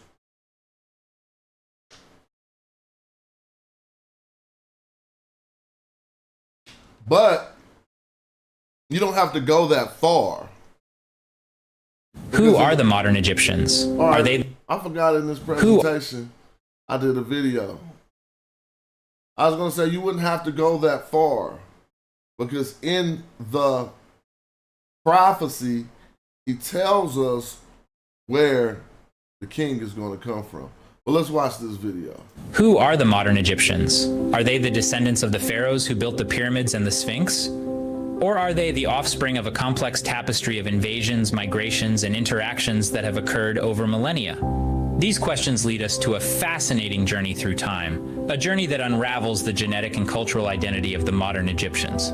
Let's rewind the clocks back to the ancient times, to the dawn of civilization. The land of the Nile was home to one of the earliest and most influential civilizations, the ancient Egyptians. These were the people who gave us the pyramids, hieroglyphics, and a pantheon of gods and goddesses. The ancient Egyptians were a unique blend of African and Near Eastern influences, a testament to Egypt's geographical location and its role as a cultural crossroads. However, the sands of time never stand still. Over the centuries, Egypt has been a magnet for invasions and migrations, each leaving an indelible mark on its genetic and cultural landscape.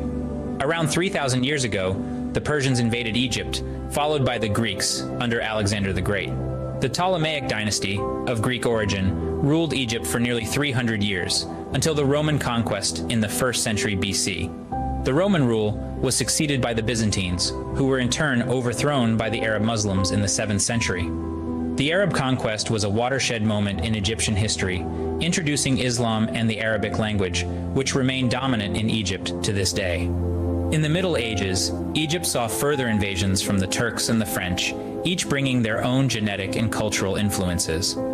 Finally, in the 20th century, Egypt gained independence, paving the way for the formation of the modern Egyptian state.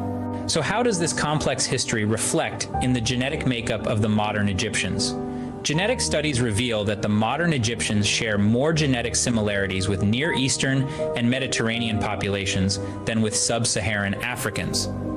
This suggests significant gene flow from the Middle East and Europe into Egypt over the centuries. But what about the ancient Egyptians? Genetic analysis of mummified remains shows that the ancient Egyptians were more closely related to Near Eastern populations than modern Egyptians are. This implies a significant level of genetic continuity between the ancient and modern Egyptians, but with some key differences. The key difference lies in the African ancestry. Ancient Egyptians had a higher level of sub-Saharan African ancestry compared to modern Egyptians. This suggests that the gene flow from sub-Saharan Africa into Egypt decreased over time, possibly due to the influx of Near Eastern and European genes. In conclusion, the genetic and cultural identity of the modern Egyptians is a complex mosaic, shaped by millennia of invasions, migrations, and interactions. While they retain a genetic connection to the ancient Egyptians, they also bear the genetic signatures of the Persians, Greeks, Romans, Arabs, Turks, and French. This rich tapestry of genetic and cultural influences makes the modern Egyptians a unique blend of the ancient and the modern, the local and the global, the African and the Near Eastern. Hope y'all learned something there. Now let me show y'all something. Who are the modern? So in this prophecy we about to look up, the South is what we know as, well, if you travel to Egypt, they'll tell you it gets blacker if you go south more. They start calling it Nubia. But that wasn't really no Nubia. Nubia just is an area that got gold. There is some gold in this area, but this is what we know as Egypt. And even if you look at the work of E.A. Wallace Budge, he said in ancient times, what we know as the land of the Negro, as he put it, he said it started right below Thebes here. Okay. So Egyptian Nubia is Upper Egypt in the south. You got to remember that. You can Google Egyptian Nubia or Sudanese Nubia, because Nubia is just an area with gold. Nubians don't mean Negro. That word is, ain't no ancient word for that. So let's keep going. So this is the South he was talking about. Okay? Because you could go all the way down to South Africa and think he talking about way down there. Nah. Matter of fact, if y'all want to look as fly as I look right now and get a fly fit like this, you go to shophyro.com. They got some of the flyest hip hop gear over there. You know what I mean? At shophyro.com. Got my hieroglyphics gear, baby. 3 eyes on them. But let's keep it going. This is where he prophesied a king would come from to rule the entire land. Now, there's a place called, I don't know why I got that next on here, but I'm talking about Anu. I don't remember the order of that presentation, so I'm gonna skip past them. Now, why did Egyptians depend on the South? That's probably why I was showing the Anu. See, that's like Bow people, nomads from Nubia and from the Sinai. Well, this I went to you people are bold people from the South. And you can find them in the Sinai at a particular time. And this is when certain scholars have proposed that they were the first people in Egypt when they find this Terra Netta, the holy man inscription right here or whatever. But why did Egyptians depend on the South so much? Because basically this area was called the land of the shooters. In Egyptology, you might hear it called the land of the bow. Now watch this. I'm just going to show you something in the Egyptological dictionary real quick. If I put up bow, I'm going to put the word bow, and I'm going to do it in front of you. I'm going to put the word bow in this ancient Egyptian dictionary, right? And watch this. I'm B-O-W, right? Now let's see what it takes us to. So this is the head or the tip of a bow. Let's go over there. So this is, you would know that this ain't even what we would think the word tep. Nah, this is jaja. When you talk about the head of a bow, right? But let me keep going. Let me see if I can just find a bow. This is a bow string. The cord of a bow, it is a redet or redet, right? A bowstring. That got to do with a bow. I'm going to go through fast because it's 89 of them. What you're going to notice is none of these is going to say SETI. Oh, one of them might, because this is dictionary work, but none of these is going to say SETI. And the most common one, now that's to bow right here. Don't confuse to bow low with a bow. This is the string, a bow string of a drill, right? And there go the transliteration every time. So what you'll see is, let's see if we see one in the S's for the word SETI, like Ta SETI. Well, I could just put Ta SETI in here. And you're gonna notice something weird happens. And I looked up how this happened before. This is to stretch your bow. Feel me? These are all words related to the bow. Now, hold up real quick. That's to bow, so I don't want to get them confused. To bow, to bow. There go a ship's bow. To bow. I want to get back to a bow. All right, here goes a string of a bow. Okay. Now look, here's the bow of a ship, but hold on, we're in the S's now. Shamir, a toy bow, whatever. To bow down, they keep going back to bow. So,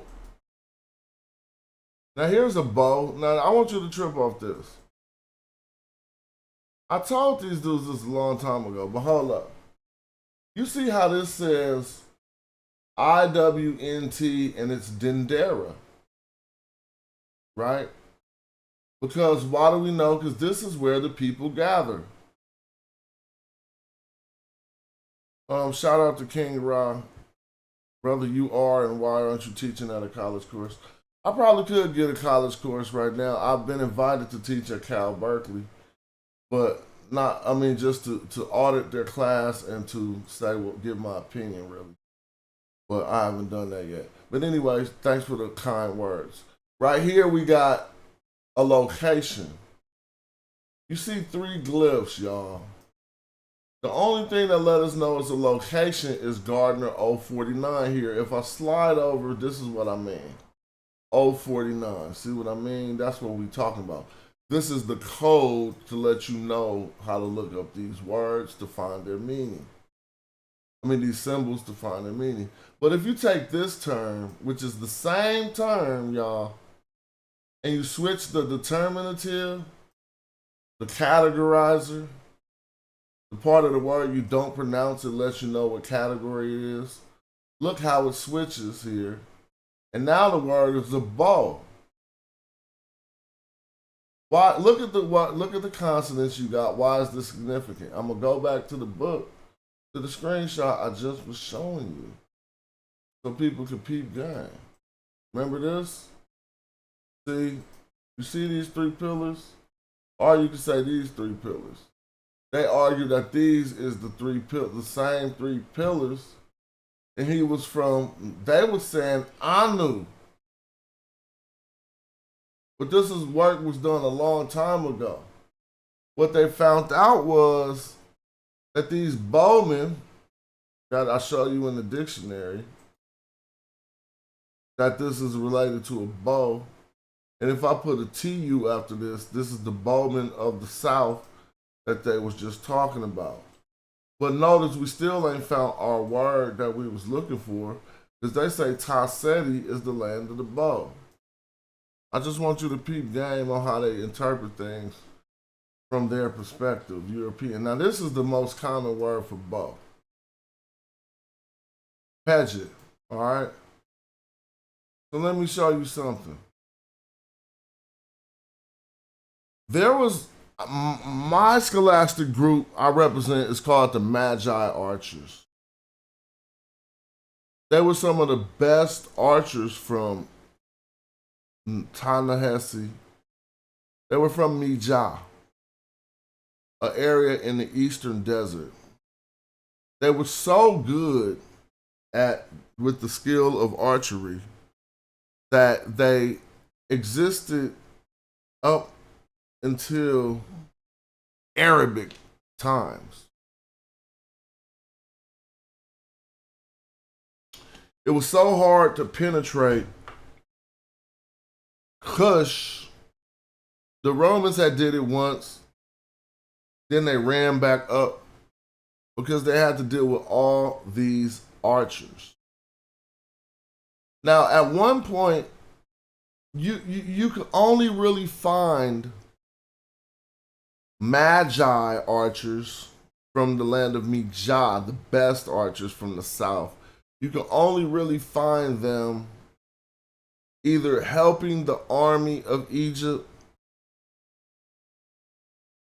being bragged about how they shot up the lowly Asiatics, or on a convoy, not to go, they don't send out Magi to go do no type of work like that. They might send out Magi to go police their other soldiers. And we find that in various instances. And the one instance I'll mention is from a Ugaritic text from the Temple of Amen.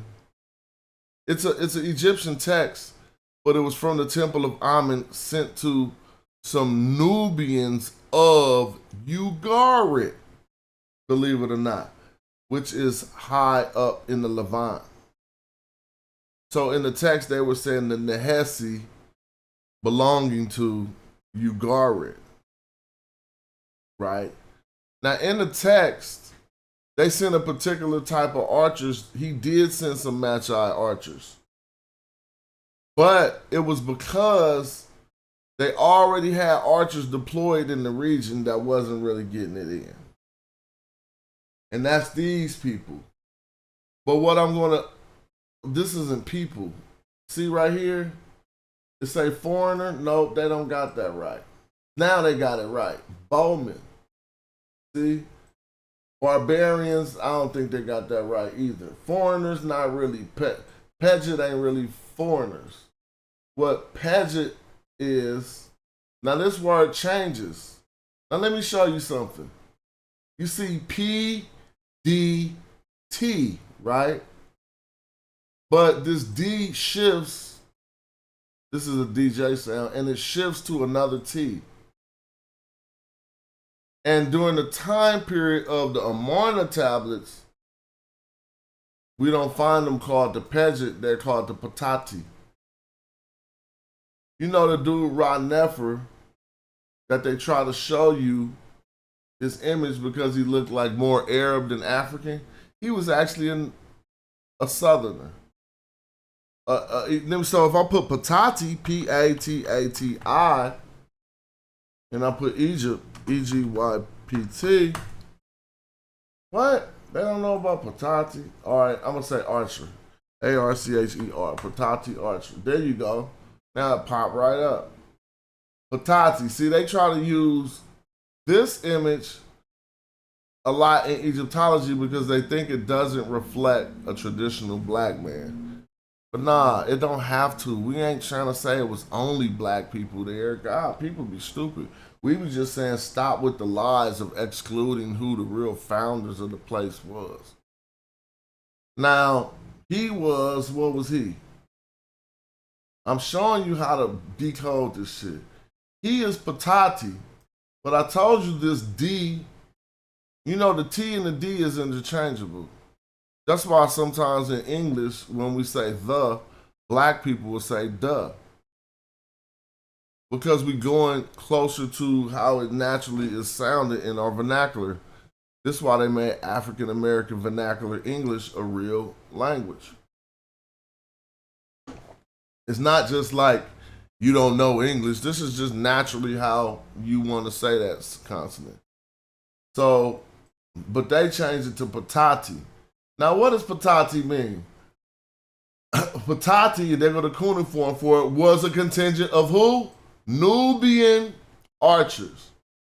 So that messed up the whole damn thing when they try to use him to show you that Egyptians, see, they don't teach, they just show you shit and say shit. So they'll put his image on the front of a book and then be like, Egypt wasn't black as you think.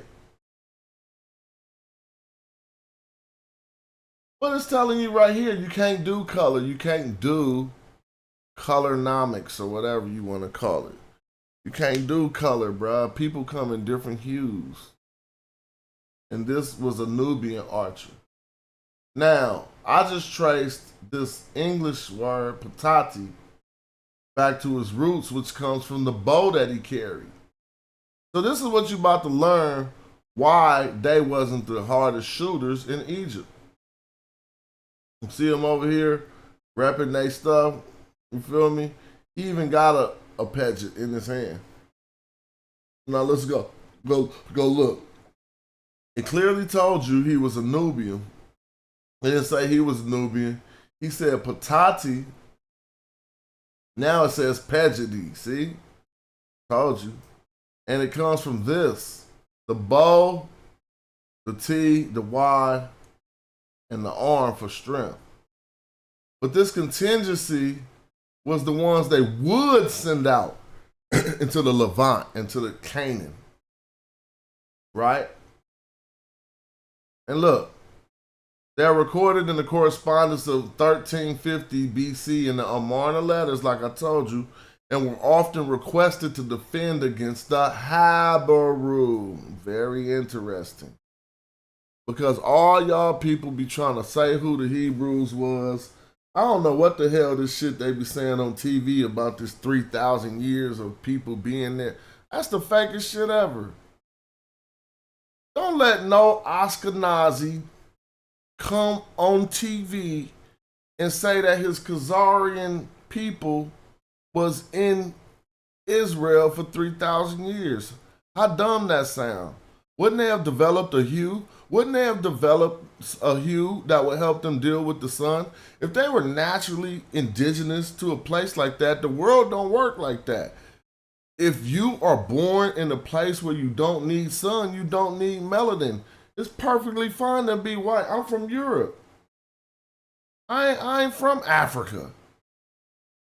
So I'm white. I'm not from the Levant. How the hell you think you come out looking like that? And you was there for 3,000 years. So we're going to talk about some of that time period. But Habaru. Now, it was some people in the Levant at this time period, quite strangely enough, called the Habaru. It sounds very much close to Hebrew. It got all the damn vowels and everything. It even got the W at the end stuff. It ain't doubled, so it's just a U. But if you double that U, you have a double U. The Habaru was some raiding, thieving marauders who tried to go kill up everybody in the Levant.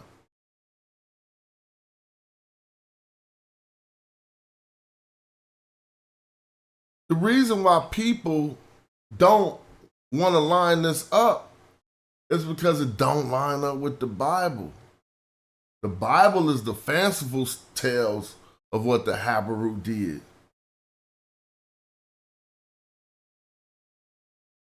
And making it all better. You can say this is conjecture because it definitely is, but it's not based on, it's not an assumption, it's a presumption. It is based on what I know. We're going to get back to the Patati, but I told you they was out there. Man, you ain't going to send no Magi to fight no Habaru. What? So between the Aparu, which would be the ancient Egyptian way to say the Habaru, right? Then the Shasu, those are different labels and not quite the same reality, but I like how you break that down. You feel me? See, the thing is, Habaru never stepped foot in Egypt. I repeat, Habaru, you can't line up Habaru with the Israel, ancient Israel, and pull off the Bible. Because Habaru never stepped foot in Egypt. They were a problem in the Levant. See, the Bible stories come from somewhere, but they ain't just real. If you one of them religious people, if you like a stupid, like if you like on some Christian Nation, and if you this show should be good for you. Because you've been had and duped almost worse than black people. The same people who having us and doing us bad is doing you bad a whole nother way. To manipulate you into being a little stupid motherfucker who think you better than somebody and don't even really know nothing about real history and shit. The Bible don't even say nothing they tell you the Bible say. Like, I be like, how people be so dumb? I think it's something they do to us when we're young. They read some words and then they give a complete different interpretation of those words, and we start to accept that. But if you pull up the part where people even use the Bible to say they talking about supporting the modern day Israel, bruh, it don't even say Israel. Israel ain't even born at that point. Israel, being the son of Abraham, wasn't even born at that point. They was talking about blessing Abraham, and that's in Genesis 12, and by the time we get to Genesis 14, he get blessed. So he like, go on this journey. This voice popped up in some dude named Abram head that said, leave your father's house and get up out of Ur of Chaldea and go on this journey. I'm going to show you this land and stuff. But he didn't just show him to the land. He got hungry. So first he had to go to Egypt. On his way to Egypt, he told him, look, man, I'm going to send you on this mission. And if somebody curse you, they're going to be cursed. And if somebody bless you, they're going to be blessed. He on the mission. 2 verses later, he runs into the person. Now, this is why the Bible really, if you on that, you tripping. He runs into the person who was going to bless him. Who was his name? You don't even know? Then how the fuck you want a Christian nation and you don't even know what I'm talking about? Who did he run into? Who did Abraham run into that gave him the blessing that they was just talking about in Genesis 12? In Genesis 14, he ran into Melchizedek, the king of Salem. And you've been taught some pseudo shit to where people try to tell you that was Jesus. And they be trying to make Jesus be everybody. Jesus can't just be Jesus. He got to change into another character in the Bible. and be there at an earlier time period, Melchizedek was not Jesus. Man, I could tell you some shit about Melchizedek. Why don't you go look up Sedek? See who Sedek was. See who Sedek was. Sydyk. You never Googled that? Melchizedek? Dog, he was how, listen to how silly this is. A voice came to Abram, told him to leave his father's house and get up out of there. I'm going to show you this new land. Can't send you straight to the land. You about to get all hungry and shit. Now you about to go through a famine and have to go to Egypt for some strange reason. But you're not just going to make it straight to Egypt. I'm going to tell you something. Somebody curse you on your way, they cursed. If somebody bless you on your way, they blessed. You get on your way, it's all kind of beef he running into, and then he get to a trail where he see Melchizedek. Melchizedek step out, give him some bread, some water, some food, and take care of Abram. At the time, I said he was a king. I said that wrong. He was the king of Salem, Melchizedek, Melchizedek, but you don't want to go there because y'all don't want that type of knowledge. Y'all gonna think I'm talking about some scary demon gods and shit because your brain been fucking tainted.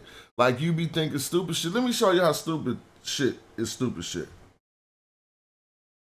People do tarot cards, and one of the characters on the tarot cards is the devil. Stupid shit. The devil is made up in Christianity. How the hell he get to the tarot cards? The devil, Diablos, wasn't even Lucifer. The devil was not even Satan. Them three different evil entities. You think they're the same because of a verse in John. Well, in that verse in John, he also mentioned the dragon. So how you gonna take Satan, Lucifer, the devil, say they all the same thing and leave out the dragon? Why you want to leave out the dragon? I'll pull up the John right now. He took all them four evil characters and said, look, these are all the same thing, bro. Which they probably is. But when the people was talking about them, they were talking about different entities who did different things. And we just learn shit through slavery teachings and get shit like the devil. Man, this dude had the nerve. Do you know how bad it was for the dude who came to my house the other day? It wasn't bad for him because I'm a respectable gentleman. I listened to his rhetoric. He knocked on my door with some Jehovah's Witness shit. Imagine. But I didn't fry him though because it's disrespectful. He was about 20 years older than me. And you know, what could he even, no disrespect, but this is like, just let him believe what he believe. But don't come knocking on my door. I say, bro, I don't believe none of that. He trying to, guess what his punt opening line was at the door? Open the door. So you seen a lot of wars going on out here, right? I'm looking with this face. So you see, he had to ask me again. So you see a lot of wars going on. Who can stop the wars? This is really his lugs. Who can stop the wars? I don't know. But I know you're going to go to some weak-ass verse and equate it to now when they was talking about some shit thousands of years ago. But go ahead. I didn't say that. Well, let me turn to Romans. Why are you going to Romans? I didn't say that either. But you all fucked up at my doorstep. You want to tell me who could stop the wars? You go in your book and you go to Romans? Romans. Didn't they? Hold on. Who persecuted your boy Jesus?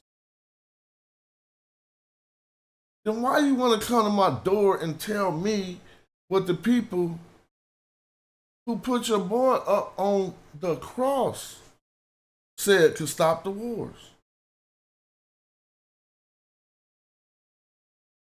Oh, I just told him I don't believe none of that. Oh, for real, you don't believe none of that? Oh, what you believe? I just said I don't know, but it's been so many black men hanging from trees, and the last word out of their mouth was Jesus help me. And they didn't help. So I'm cool. Even if I don't get no help, I don't want my final cry to be to some shit that won't help. Even if it exists. And I become more respectable amongst the gods, the natures, or just God. For having that respect for myself. You think a bunch of punks and noodles is really getting into heaven? Like, if that's your theology, I'm not talking about aggressiveness. I'm not talking about being mean. I'm just saying, like, why would God want you, your indoctrinated, dumb self in heaven? How you gonna help? Don't he want people who could think at least? Anyway, the Habaru, right? That was that. We was talking about the Patati because we was in the dictionary showing that Tasseti, they mess it all up. So check it out, I'm gonna show you. We keeping going, and we got the Paget turning into Patati based on this being a bow. And it tells you here that bowmen, it tells you here that bowmen. That's one troop of bowmen, one level of skill. Not like the eye smiters. They were not the eye smiters. The eye smiters come from further south. Dude, I will open ChatGPT and put eye smiter in there and say, where did this come from? Guess what ChatGPT gonna tell you? The eye smiters were black Africans who that when the Arabs tried to take, see, I told you I'm gonna slow walk y'all through history. Y'all thought I was gonna stay in ancient Egypt. When the Arabs tried to penetrate Africa, they took Egypt quick, and then, not quick, but they took Egypt in a short little war, right? And then they tried to go south. And they learned about the Magi archers. But they gave them a different name. The name the Arabs gave, I should put it in ChatGPT just to show you, or just to test ChatGPT, because it don't be having as much knowledge. It don't look at every book unless you make it get trained on that. See, so we got to the end of it. No bow was called a seti. I'm just teaching you what tasseti really mean. We went through every bow, none of them was a seti. Now watch what I do, and I'm gonna continue telling this story. S-T-I, okay, I'll put S-T-I there. We're gonna look up seti. Now, the first thing that popped up is what? To shoot. Don't you see S-T-I? Seti. What is the place called? Tasseti. I just showing you just that easy. Tasseti is the land of the bow, but it's not about the bow, it's the land of the shooters, my nigga. Tasseti is the land of the shooters. Now watch this. One thing you'll notice is if I find a seti that does have a bow, right? It's going to be a different type of a bow than your Paget. A seti bow is round at the top and the bottom, almost like a compound bow. It's almost like the Africans further south in Africa learned how to make an early version of a compound bow. So you clearly see when I put in STI, it says to shoot, but it's 38 STIs. So look, to pour out, you can see where it comes from, to shoot, to stab. Now what's the most abundant STI? To shoot, to attach, to knot, to tie, to spill, to pour, to scatter, because it's about something coming in and going out. It's like shooting. But now we got necklace material, to impregnate, so you still see how that's to shoot. See what I'm saying? Right? To pour, seti. Look, to pour, you see that's something flowing outward. To shoot. But look, suit woot or set woot is still associated with it, because if you come over here, you see. And that's the rays of the sun. These things shooting out from the sun. Okay? So let's check this, check gang. Taseti means the land. Look, to shoot. Like, you won't get around this. Have we seen a bow yet? Called a seti, called a bow yet? We're in the dictionary. Let's find the bow called seti. It might occur, but they're going to be stretching it if they do that. Shoot. Now here it is. See? Notice this. They say this seti go to Nubia. Now look at this type of a bow. Round at the top, round at the bottom. If I put in the word Paget, P, now this is some masters. You can't even get this from no books or nothing. This is just from my personal observations. Look at a Paget bow. Now this ain't even your only Paget bow. This is an own to you Paget. See, I'm messing you up. Trust me, I'm showing you the difference. I own to you, but if we just get a Paget bow, it look like this. See? So now you can already kind of see the technology of why the Patati archers who went up there and fought them Habaru, who could be the Hebrews, since they did damn near the same thing in the Levant, want to run around, kill everybody. What type of God is that? I don't mess with none of that. You crazy if you worship a God that told some people to kill hella people. Think about it. You're really crazy. But since the majority of people is crazy, you can rock with it.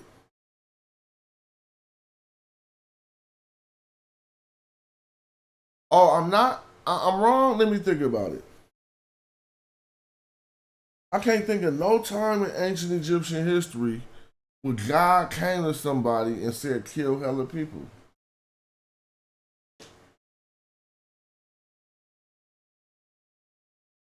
Not one text. Because it's your land? How? What? You're not really God. How come you just couldn't give me my land? I gotta go fight for it. If I was God, I wouldn't make you fight for your land. I just go poof, enough for everybody.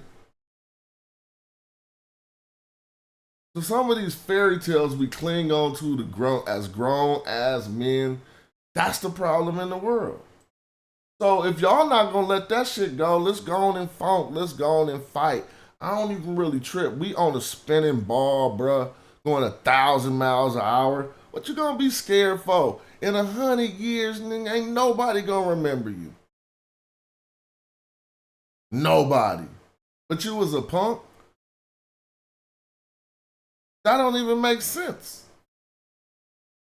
Who remember their great-grandparents, great-great-grandparents and what they did every day? They were stressing off the bills. They shouldn't have been. I don't even remember them.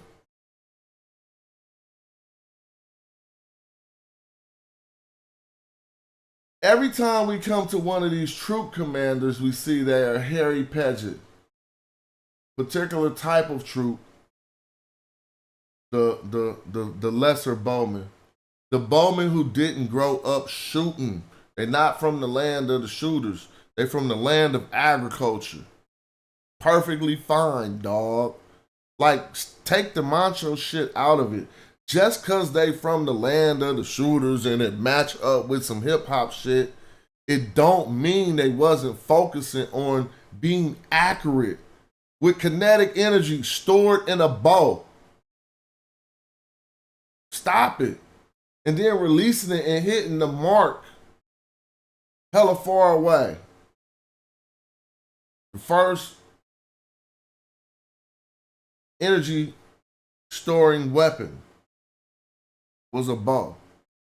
Like you cocked a hammer on a gun, when you cocked the bow back, that wasn't nothing on earth like that. But let's keep it popping. So when you get to the land of the shooters, we still see we're going over Paget. We went over SETI already, so we could clearly see when we get back to that top SETI we was looking at. I don't know where we was looking at it at, because I've been all over the place. Maybe in my presentation, yeah. Now we kind of know what he talking about in this prophecy. Because, again, I expound for so long. I stay on point, and it's always about what I'm talking about. I just be needing people to understand some stuff before we can continue. A king will come from the south. What'd I just do? I just clicked my screen over here, and I messed up. Let me see if I can bring myself back. There I go. The king will come from the south. Who are the Nope. I want to show them now. We know the Bow people. We know their area. We know what they consider the South. But let's talk about Harkuf before we talk about this prophecy. Right? I'm not calling nobody in particular a mark. No one should internalize the words of a YouTube, somebody speaking on YouTube. I'm talking to everybody or anybody hit dog holler. You feel me? Like, if the shoe fit, wear it, but I definitely ain't thinking about nobody in particular, because when I say white people, that ain't just individual white people. That's the collective thought of the masses, that even if you a liberal ass white person, your collective thought ain't changed the view of the white man. So more of what you doing got to happen. And likewise with black people too. You know, people say shit about black people. You be like, I don't do that. But whatever you doing ain't affected what people say about black people. I'm just keeping it in the buck. But anyway, Harkuf would go down. Don't think I need to be right about everything, bro. I'm not perfect. Shit, we just building with information. Now check it out. Harkuf, the 6th dynasty, right? No marker Ta-Seti under Pepi. He leads expeditions in the Ta-Seti and the Ta-Nehesi to find his way to Punt. But he also brought back hella warriors from the south to help them fight off who they called Asiatic sand dwellers. That's what they write in the text. Right? Now, I mean, this is some of his text of when he hooked up with people from the south, but that ain't what we talking about. He talking about how he hooked up with all these troops from Wawet, Setu, Urtet, Yam, all these African locations in order to protect Egypt. But in Egyptology, they tell you he formed slave armies. How you form a slave army in BC times, when the fastest shooting weapon you got is a bow? Cut that dumb stuff out. Now, you can take some captives and bring them into your army later, but normally you got numbers on them. You gotta have numbers to drop and numbers on people in ancient times. You can't just use technology. You feel me? So, now this is Nehesi in an inscription of Winnie.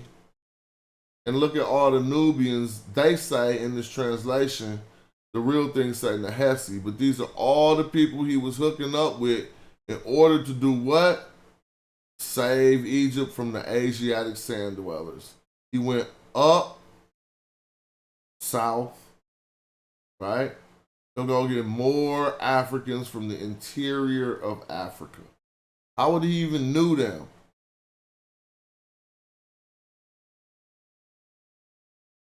And here it is in the Meta Nature. You can see this word. You want to screenshot this. This is a word that they translate back to Nubian, which would then translate back to Negro, which would then translate back to bullshit. Because it wasn't no damn ancient Egyptians walking around saying Negro. They had no, that's just dumb. But what it is a way to separate a certain class of people who were the Southerners, called Nehesi. If you say that this word translates to Negro, then every time you find somebody who looks Negro, you can classify him with that word, which would separate him from being an Egyptian. This is the word weaponization of the term Nubian. Every time you find somebody black, kinky hair in Egypt in the sarcophagus, oh, he was a Nubian. Oh, we found the Nubian. Oh, we found the Nubian. Shut up. That was an Egyptian. Mai Hepri, they do that with the most, and he don't say nothing about no damn Nubian. You want to know what's even clearer? It's crazier. The Harka don't talk about Kush. The Harka talk about Taseti, which is a higher area. Some of it is in Egypt. I don't know why that happens, but we're going to give some examination to why a 25th dynasty king, supposedly from Kush, don't never talk about Kush on his stela. And then if you read it, he don't say he was in Kush. He said I was in Taseti. I was in the land of the shooters when my brother called me. Is what he says on Kawa 4. Kawa, Kawa 4. Google anything I say.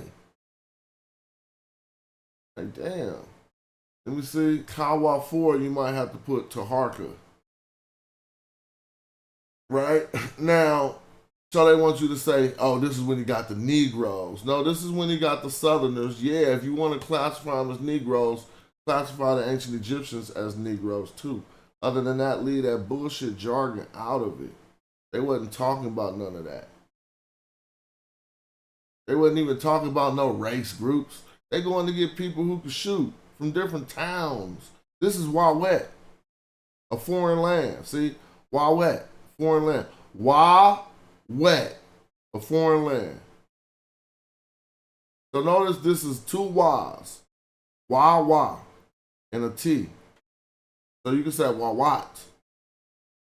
But if you say Wawat, you'll confuse that with a different ancient Egyptian term. So they say Wawet.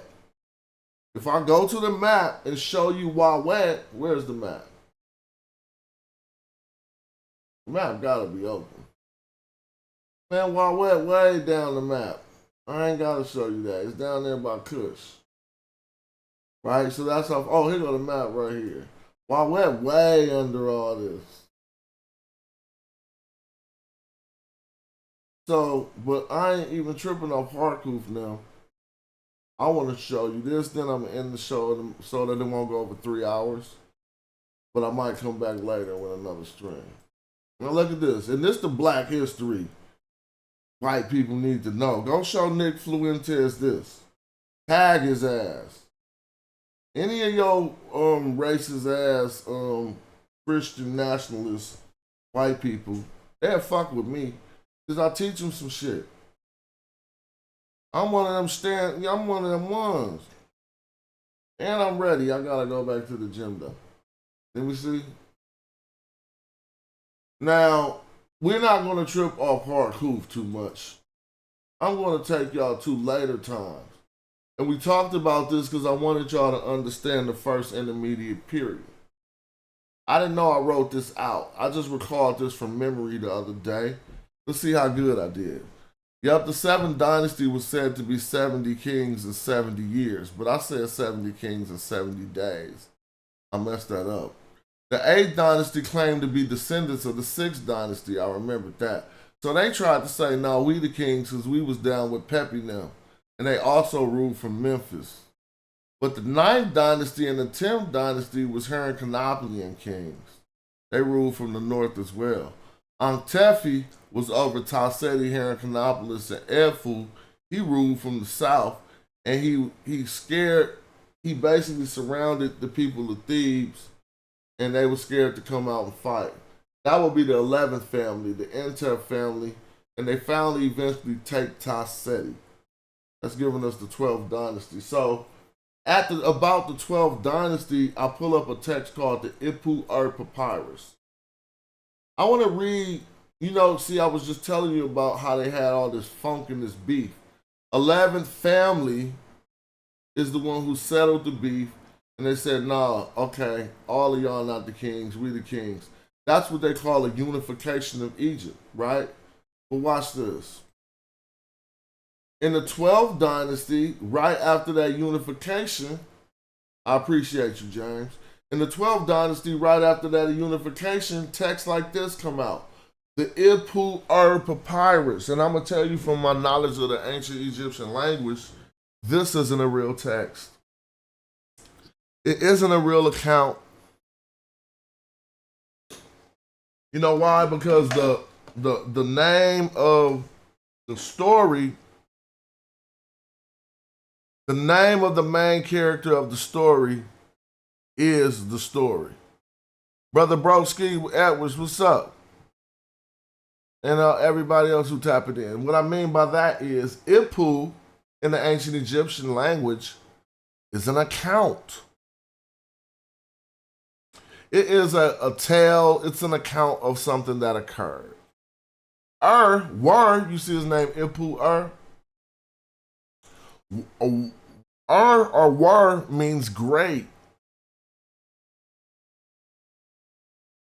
So here, Ipu-Ur would be the great account. All right? Now, I'm just going to take one, because you need to read the whole Ipu-Ur. And many scholars tried to line it up with the Bible, but it don't line up. But I just want you to read this part. Tribes of the desert have become Egyptians everywhere. Indeed, the face is pale, blank. What the ancestors foretold has arrived at fruition. Do you really think that these Africans wrote this down?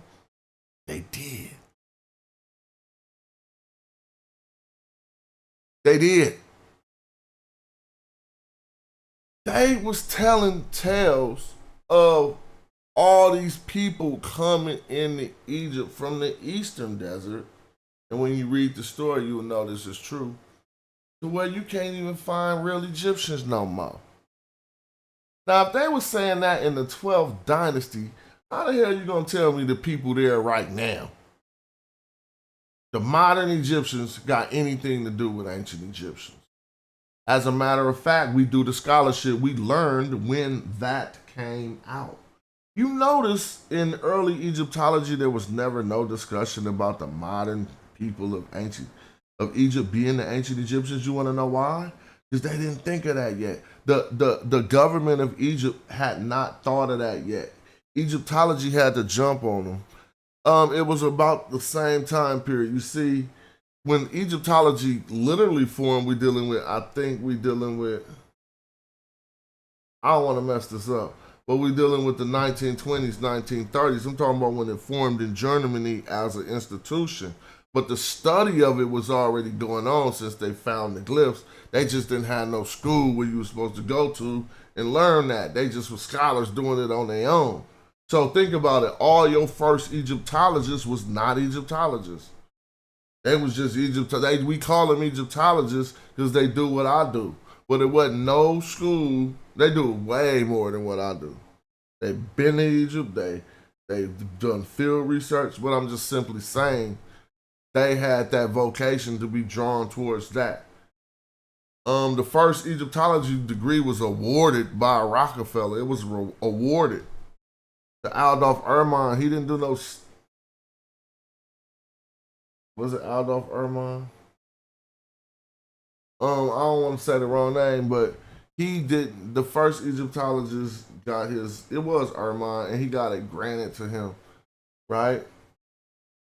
So when we find now it says 19th dynasty, but the original is 12th dynasty. If we find a 12th dynasty text complaining about you can't find the original Egyptians no more, and the face is pale, and what the ancestors foretold has arrived in fruition. The land is full of Confederates. And the man goes to plow with his shield. Now, if you want to read more, it says, indeed, the desert is throughout the land. The gnomes are laid to waste, and barbarians, we could go into the original text and see what words he used for that, but I don't have this in this presentation. From abroad have come to Egypt. Barbarians from abroad have come to Egypt. Indeed, men arrive, and indeed, there are no Egyptians anywhere. Stop playing with me. That old pseudo bullshit. I'll show you when they bum rushed in ancient text.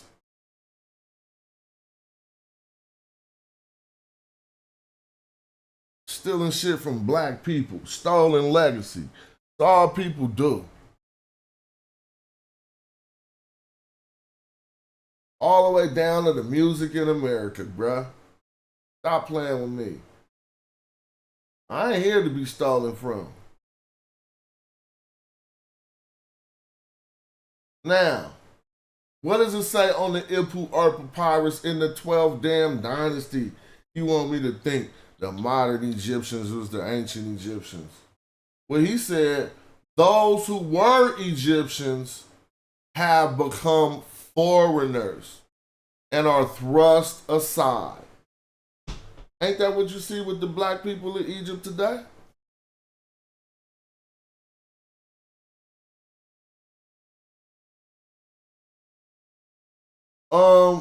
This is a Remich word. This is a Remich word. I do remember that. They were using Remich a lot in this text. Remich. Remich is a word for the common people Egyptians. Right? Good question, Yuri. Now, this is the 11th Dynasty takeover. It's probably hard to see in the format we got it in.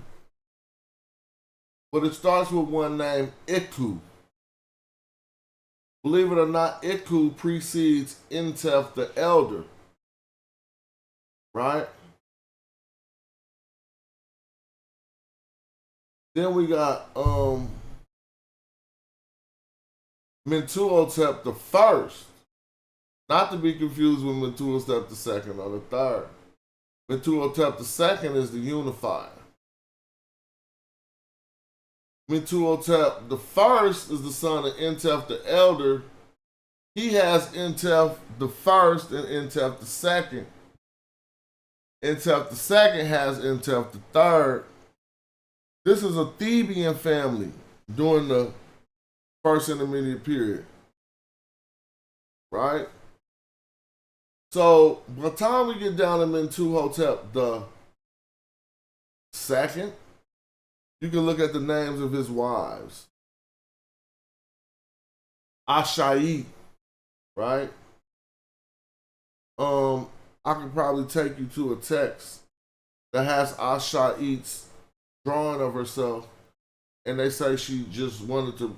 Mentuhotep was proud of his Nubian heritage, they say, and he married Nubian wives. Now, his Nubian heritage, let's go back. This is heritage. See, this is how that should be hella funny. How you skip way down here and say Mentuhotep probably was proud of his Nubian heritage. That's why his wife's name right here is Black Woman. If you translate this, remember that word Kim? We'll take out the vowels, right? And an S and a T in the ancient Egyptian language means a woman. A K and an M in the ancient Egyptian language means black. So you telling me he got a wife literally named Kimset? Which any Egyptologist could tell you definitely, it doesn't translate right because the noun, remember, In ancient Egyptian language, the noun is supposed to be followed by the adjective. But nevertheless, you got black woman. Kawit is crazy enough. I don't know nothing about the translation of Kawit. Ka is the spirit. Wit, I don't know where they got that from. Hinnet, can't give you much on that. There is a hinnet that got to do with a body part. I don't want to talk about that. Ashayet. The reason why I probably can't readily translate these names, and Sade. Sade is a Nubian name, by the way. You just learned it. But the reason why I can't pronounce these names back in the, because they probably not ancient Egyptian. Right? And I got, my knowledge is limited. But Ashayet, that seems like that's a foreign name, and even scholars will tell you that. So if they say that he wanted to show his Nubian origins, then here go his origins, the Intef family, all these Intefs. And this is likely true because he had some connection in order to bring out the Magi archers like Harkuf and them did. They probably all was Nehesi. That's a good way to say that. They were what we know as the priestesses of Hathor. And these priestesses most normally came from the south. All right. Now we pulling up on 3 hours. I could talk forever. But I never read you the prophecy. Here go the prophecy right here. The prophecy of Neferti during the first intermediate period, when all things collapsed and Egypt was looking like, oh man, you just heard the story about all these damn Asiatics and all these other people, and you can't find a real Egyptian. The black man all down in the south, that's where we was dwelling though. But let's read what he say about them areas, dude. You can't make this shit up. Why the hell don't he say a king will come from Greece if this was some Mediterranean shit? Why don't he say a king gonna come from the pearly white Mediterranean coast? Because that shit was boo-boo to the ancient Egyptians. The punk-ass Delta. And that's why all them Greeks, bro, they just set up little ports in the top of the Delta, bro. Over to the left, Alexandria, Rosetta, and all this stuff. They didn't really go like into no Egypt. I mean, they could have, but they didn't want to. The Greeks had a little bit of respect. A little bit. Like, they didn't come in as the busters, bro. We talk bad about them, but they took it from the Persians. The Persians was big time busters. Like they was like in the humiliation and shit. You know what I'm talking about? And they ruled harshly. And that's why when the Greeks came, Egyptians wasn't even that mad at dealing with them, because the people who was on the throne before them was some straight ridiculing people. Right? But look, why the hell is the prophecy not a king is going to come from the Levant? A king. Why the prophecy ain't about Moses? Why the prophecy, first of all, Moses, that whole story stolen, and I could bring up an Egyptian parallel to that story right now that no one ever showed you, that'll probably fry your wig. It wasn't between Moses' magician. How did Moses even have a magician? It wasn't between Moses' magician and the Pharaoh's magician. It was between a Nubian magician and the Pharaoh's magician. And they took that shit and changed it up. Now, if I show you that story where they in the palace fighting, and it ain't a serpent they changed, but all of the magic keep getting matched, but the Pharaoh's magician win, and the Nubian magician lose. But they change it now. Moses' magician win, and the Pharaoh magician lose. But all the same canons of the story is right in the ancient Egyptian text. I can show you right now. I'll do another show for that. Because when we want to ask the simple ass question, like when Cleopatra got beef and they wanted to kill her, her ass ran back to Syria, right? So she probably like was Syrian. I ain't gonna say she was Syrian, but she was more comfortable going into those areas of the earth when she was hiding. Probably couldn't just go back to, I don't know what was going on. They would have found her, so she went to Syria. When all other, I'm talking about all, it's not one ancient Egyptian. Well, I hate to be absolute. The majority of ancient Egyptian powerful people, when they got beef, they went to the south. They looked to the south for power. They looked to the blacker areas for power.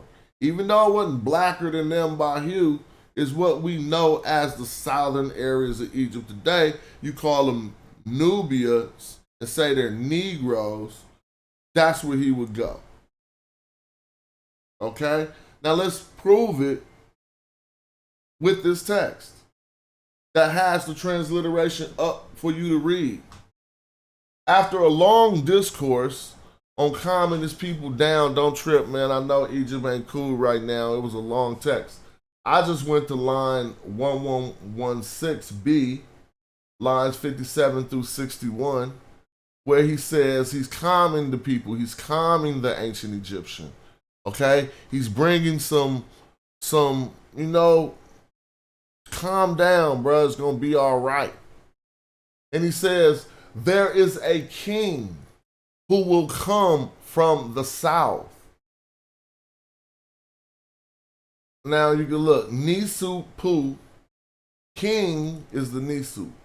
Pu means that is. R means to. Iri means come. In means by way of. Reshi is the south. Okay? Nisu Pu I wouldn't say yet. Nisu Pu yet ni resi. There's a king who will come from the south. I'm just reading out the transliteration. Amini, right? Ma'akaru is put true a voice, but ma'a means true. Karu means voice. This could be real talk.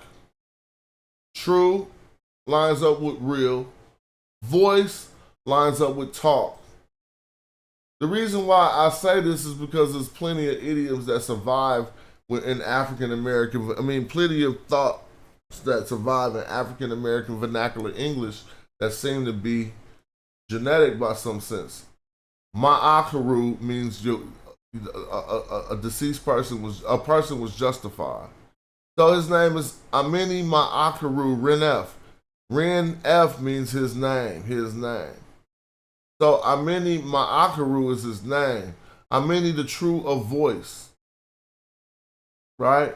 If I went Sahemet, son, woman that is by way of Taseti, see? He's the son of a woman of the land of the bow. But again, he's the son of a woman that is by way of the land of the shooters. See? You can see it in the transliteration. Sa, if I put it in the dictionary, it means son. Hemet is a wife. A him is a husband.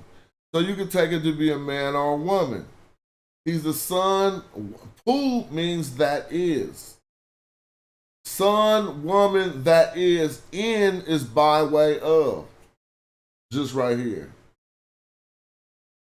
You can say belonging to. Taseti. Now go back to the map.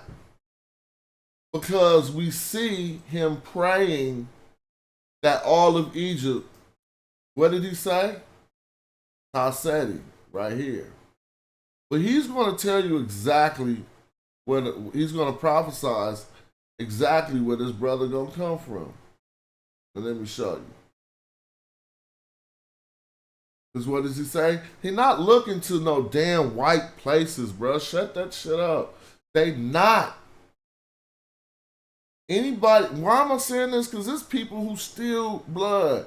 It's people who think the ancient Egyptians was white. Not Arab, but straight white. Because white people envelop everything and they take it over and they say, look, we own this world. This shit was us. Now look, Amenti True of Voices his name. He is the son of a woman from or of the land of the bow. It's just an N here for from of the land of the bow. This N could be a knee, and that knee would mean belonging to. So that is belonging to land of the bow. Right now, if I put this on the screen before I read the next text, it will say born, that is by way of this person, this place, which is Nakin. He is a child of the heartland of Nakin. So I left this out. This is the interior. Nakin. Kent Nakin, but you don't see the T here. Kent Nakin. Mespu in Kent Nakin, born, or they said child, that is by way of Kent, the heartland of Nakin. So let me show you Nakin on the map. It's nowhere up there by the dumbass Mediterranean. Stupid ass. What's that dude named Metatron? He hella stupid. But a lot of these people are like 30 and 20 years old. Like, they don't even got enough time in to be as knowledgeable as they act like. No disrespect, because you could be hella smart. I thought I was so smart at 30, yo. And I was reading and I was in the book. I was, no. You don't even know what you're talking about. Look at Nakin. Right? So they say he was be born from a woman from Taseti, and he's from the heartland of Nakin. See Nakin right under Thebes? Keep it going. This is what you call Egyptian Nubia. They have a Sudanese Nubia too. It's below this line. Nubia means Negro. Go look it up in the E.A. Wallace Budge book. I'm talking about when they laid all this out. You can't change the definition later and think the people who wrote it 100 years ago going by your new definition. So let's go look now. Back to the prophecy. He's what? All right. Hold on, I'm putting it on the screen so I can see. He is the son of the woman of the land of the bow. He's not. I'm gonna inject some shit. He's not coming from Europe. He definitely won't come from no place from the north. How the hell you gonna come from the north and rule Egypt? This African. I added all that part. Now, he is the child of the heartland of the king. He will take up the white crown. What's that? That's the crown of Tashma'u, Upper Egypt. He will raise up the red crown. What's that? That's the crown of Lower Egypt. He gonna take both them mugs, put them together, and form what we call a Shekemti. And that's 3 hours and 4 minutes. I could have kept going. I could keep going for another year. That's just the beginning. I didn't even get to when. See, I'm going to go real fast and end this video, right? So this is what happened in history. Let me break this down, and you could go search any part of this. So then what had happened was Egypt fell to the Greeks, and then The Greeks fell to the Romans in 330 BC. The Romans held that thing for a while, but then we had a switch up in Roman society. So after we get to AD times, we got this Byzantine thing coming out. Byzantine gonna rock about 500, 600.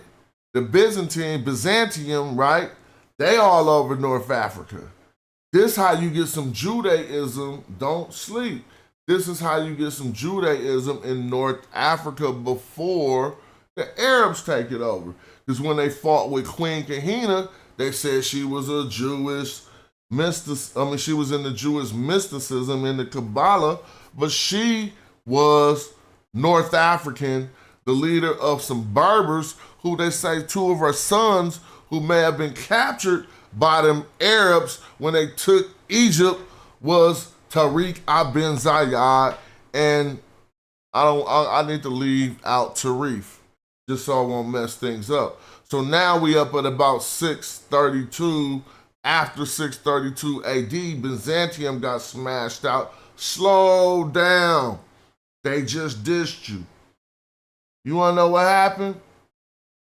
One of them Romans had came and took over Egypt. The veneration of the black goddess, Isis, had became a culture. They call it a cult. A cult is still the root word to cultivate, right? They call it a cult. It is the cult of Isis. See, I'm gonna do y'all all the way up to right motherfucking now. You're not about to play with me about this black history.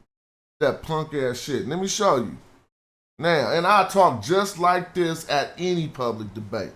Switching my shit up because you don't got the information. So look, the cult of Isis was venerating the black woman, right? Spread from Egypt all the way to Russia. Farther than that. During the time period of Byzantium. Because they on some Christian whatever. No, they trying to smash out this cult. The cult of Isis. So what they had to start doing, they had to start taking these ancient African holidays being celebrated all over the world and Christianize them. Because Christianity was what they was trying to push at that time. You got to get with it. You got to see how this happened. And I'm talking about, well, we know all about Byzantium and all that stuff. That was just a whatever, right? Like, I mean, that was all from that faith and tradition. But then if we go even further, we're looking at the conflicts they had between people who was espousing this ancient Egyptian tradition of venerating the black mother Isis. So that's what they did. They said, okay, we're going to take some of them pagan holidays and switch them over. This is where we get Mardi Gras from. It is from an event that used to take place, yeah. It used to take, and Carnival, all that. It used to take place as a festival of Isis. And they was doing it all over. This is where you get your Black Madonna from. You don't even know how that became the Black Madonna. It's through an instance of Stella. And if you want some knowledge, you're going to Google this shit. Stella Maris, Stella-Maris. Now, they're going to tell you some pseudo shit on Wiki, so what I want you to do is when you put Stella Maris, type in Fritz, F-R-I-T-Z, Williams Museum, and read what they say about the Stella Maris and the, well, you're going to be shocked as soon as you look in the museum, because what you're going to see on, I'm going to do it right now. What the hell? Like, this is a live show. Let's go. Now watch this. Stella-Maris. There we go, Fritz Williams, because I already Googled it before. Now, this is at the Fritz Williams Museum. If I click the Star of Mary, hold on. We wasn't talking about Mary. I typed Stella Maris. And the first thing we get is the Star of Mary. So you think when I click this link You're going to see Mary. You're not going to see Mary because you don't know about this part of the religion. When I click the link, what do you see? Oh my gosh. Is that an Egyptian headdress? Here. Is that young Horus? Is that the Egyptian language? Why is this in a museum as the Star of Mary? Because we don't study enough. This is what happened. They took the ancient Egyptian iconography and switched it over to Christian iconography so that they could take who you worshiping and change it over to somebody else. But now you see why the Black Madonna's still black. Because when they did this and they switched it, let me just read it. The Star of Mary cloak alludes to a popular medieval Latin hymn in which the Virgin is addressed. Yes, yes, yes, this is the Virgin. See, y'all been had, and that's why we need to be more white people in black history so you can say, man, what the fuck? This is why they want you to stay away from me. Because I'll wake your ass up like this, then what you gonna say? Go put it in all your biggest technology that you know you're gonna debunk me if you put it in Grok. Go.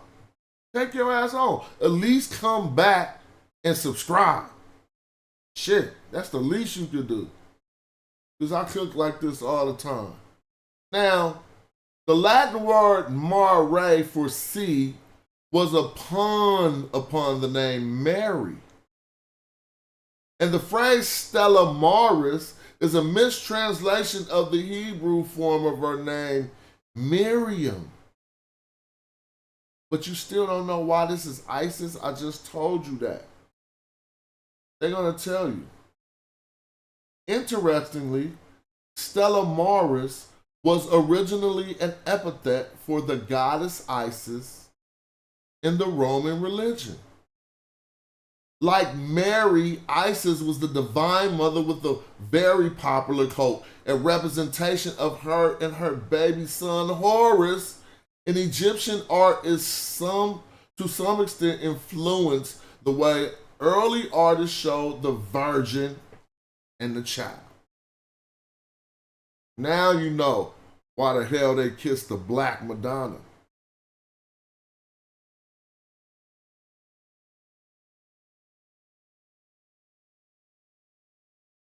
But that was about 500 AD. They got that squashed out. They turned it over to Christianity.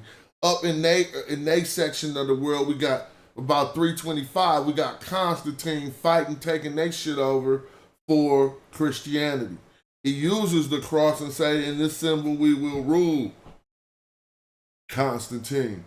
Now, I'm just showing you some shit because what he did, they spiraled Europe into what we got taught was the Dark Ages. They thought I wasn't gonna be able to do this. This shit is simple. So what I'm trying to say is, don't be on YouTube talking about black people ain't contributing nothing when it's people like me who will make you look like you just played yourself, right? So what happened was the Arabs got Muhammad, and that's 632 AD when they bring forth the science, so to speak, right? And about 2-3 years later than that, the sword of Islam is going out and funking. They fighting. They take over the whole Maghreb, all of northern Africa called the Maghreb. The sword of Islam, they're starting in Egypt. Byzantines getting the brakes beat off them. They damn near over, right? And now we got Arab, the Fatima, I don't know how to say it, the F dynasty, right, that took over Egypt after that. Now, it's still Arabic to this day. It's the Arab something of Egypt. But no, we focused on white people because while that was happening, Europe spiraled into what they taught us was the Dark Ages. The motherfucking Dark Age. Wasn't no, I don't care. Wasn't no Dark Ages in Africa. Stop with that nonsense. Yeah, the Fatimid, yeah, that's what you're talking about. They definitely were the ones who took Egypt, and they had a dynasty there for a while.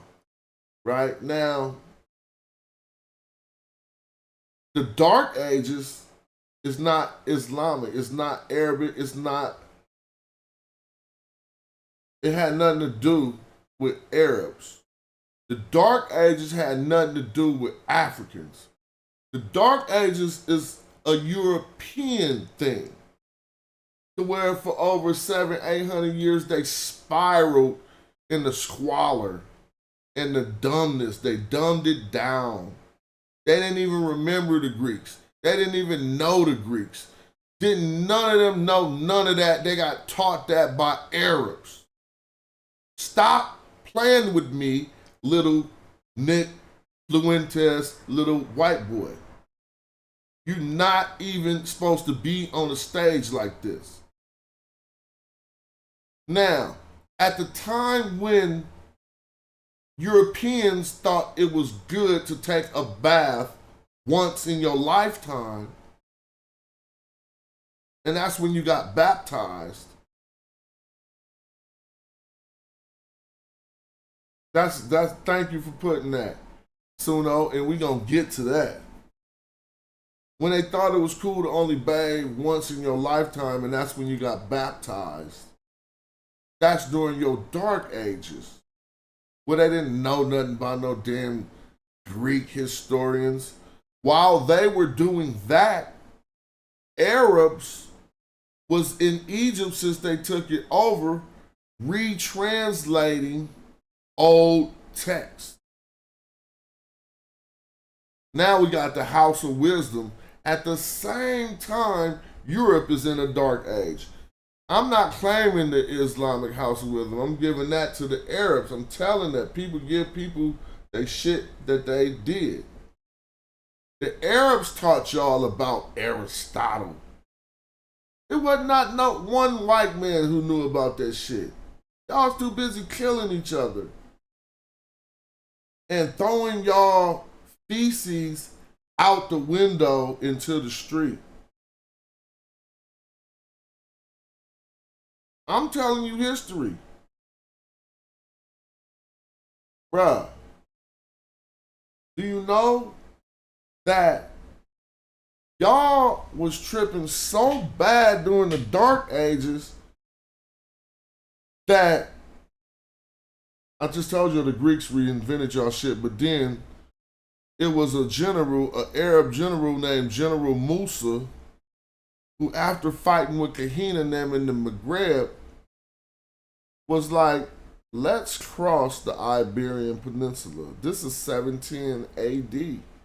Y'all still Dark Ages. Dark Ages go from 500 to about 1400. So how's you, anybody fact check what I'm saying? How you acting righteous, holier than thou? The whole other, China didn't have no Dark Ages when that was happening. Africa didn't, the Arabs didn't. Now check this out.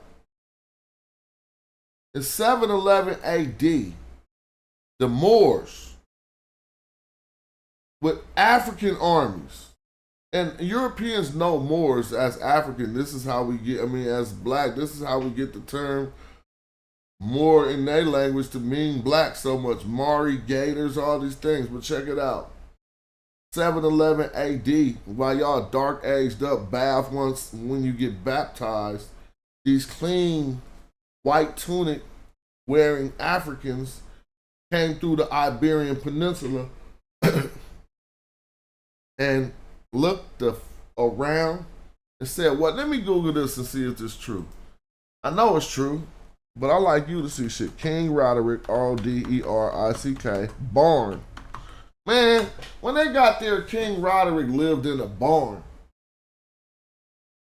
Man, I'm not even playing with you. Stop with this nonsense disrespecting black people to where I gotta get on the internet and fry your whole existence.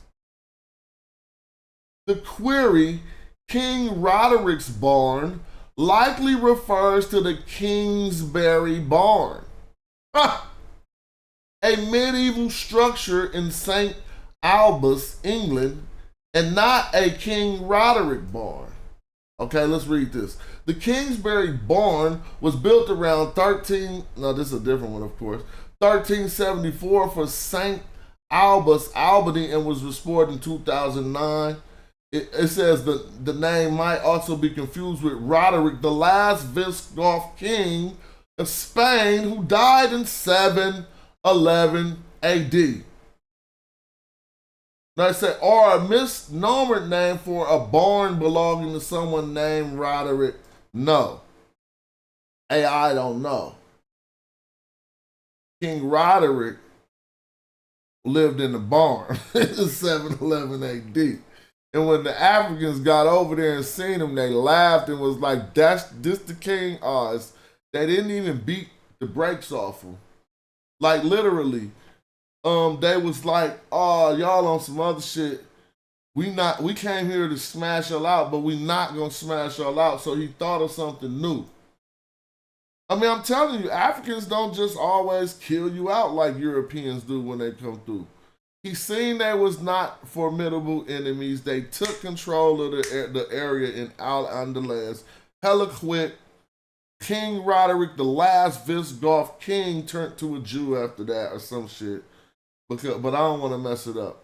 It was Jews and Visigoths there. And he let them live. Not all of them. When they surrendered, he let them live. And then he created, it wasn't Tariq yet. It was a brother before Tariq. His name was Tarif.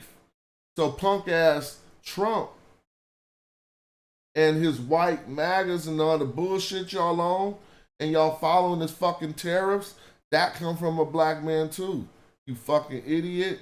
Tarif, when he took the Visigoth king, Roderick, and didn't want to smash on him so hard, so he just imposed a tariff on their ass, which is a tariff.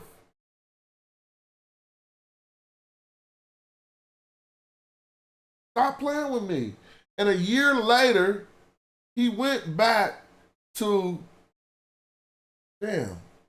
someplace in Saudi Arabia or something. But that just missed me where he went back to. He went back to General Musa, wherever they was at, and told him, like, bruh, we went over there and it was nothing really over there. The king lived in a barn. And I didn't kill them all. I brought back this booty, but I told them anything passed through this stuff, in or out, they breaking bread with us. So I'm gonna go back to collect. This was the first tariff from Tarif, who preceded Tariq ibn Zayed by a year. See, they sent him out on a scouting mission. He told him what it was, and so Tariq was bold when he went to why y'all still in them damn one shower a year, a lifetime, dark ages. Imagine what he smelled when he got over there, bruh.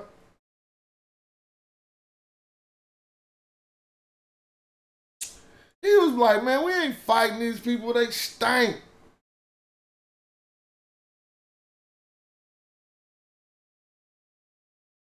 They probably was like 10-foot poles and shit. Probably when the 10-foot pole came out. How you gonna fight a people that stink? You gonna be disoriented. So 711 AD, General Musa tells Tariq ibn Zayed, check this out, man. He say, run over there, man. Lock it up. The fanciful story, it make Tariq look like a boss, but they leave out Tariq with his tariff. Right? Because Tarif scouted it out. And came back, told him it's nothing. So the fanciful tale that the brothers tell us about Tariq burning the boats. Yeah, we burning the boats. You already know it ain't no beef over here. These motherfuckers living in squalor, bro. They live in shit. They throw their dookie out the window. Like, for real. So, I'm being this way on purpose so you can get some black history. Now, the Moors took over the Iberian Peninsula for 800 years. 800 years. And guess what they did? They ushered Europeans up out of the dark fucking ages. Back to civilization. They shouldn't have did that shit. As soon as y'all got on y'all feet, y'all turned around with the Reconquista, right? On y'all Catholic shit. Well, I gotta slow down. I'm teaching that wrong. So these wars happened at the same time. The Reconquest is a shorter war, but it's from the perspective of the Christian fighting against the Arab or the Muslim or the black people. They're trying to have a reconquest of Al-Andalus.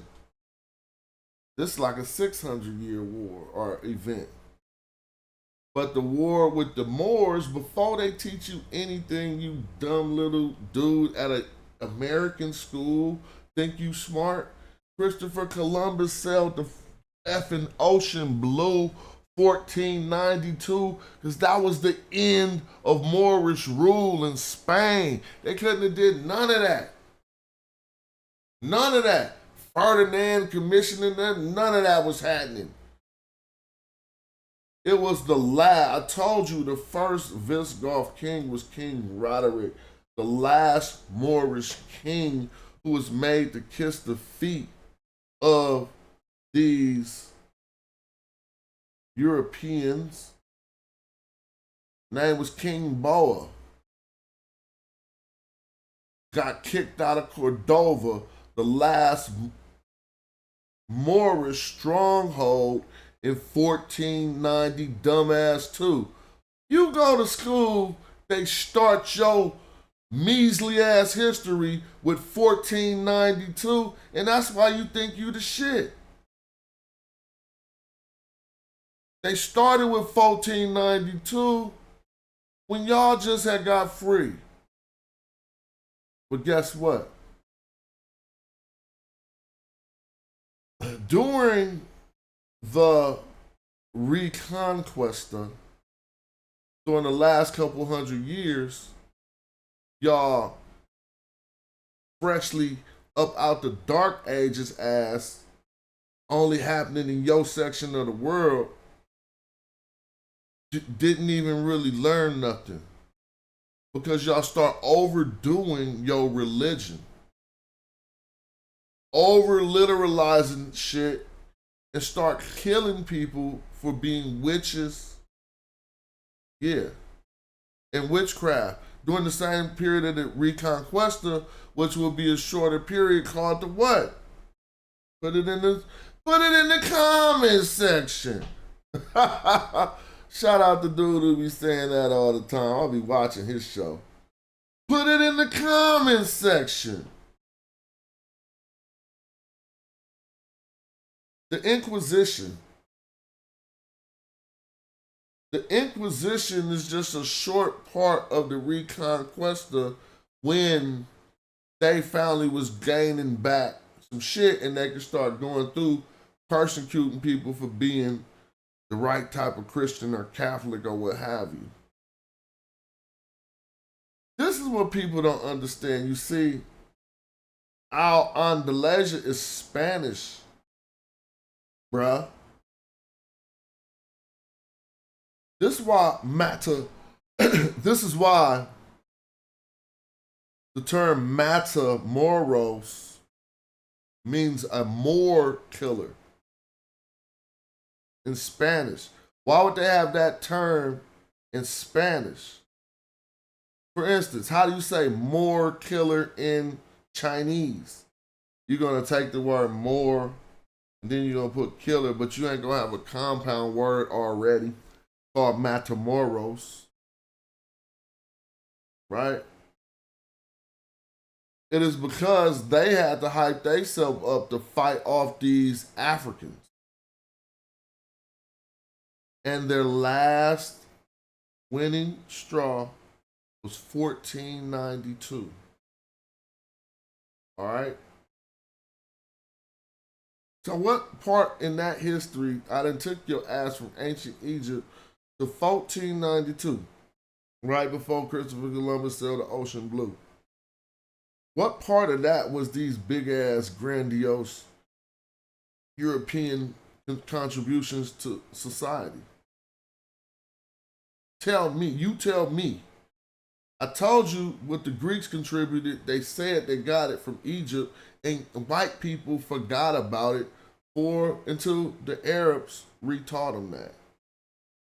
There's nothing wrong about what I said. It's called the House of Wisdom, where they would translate ancient texts from Egypt.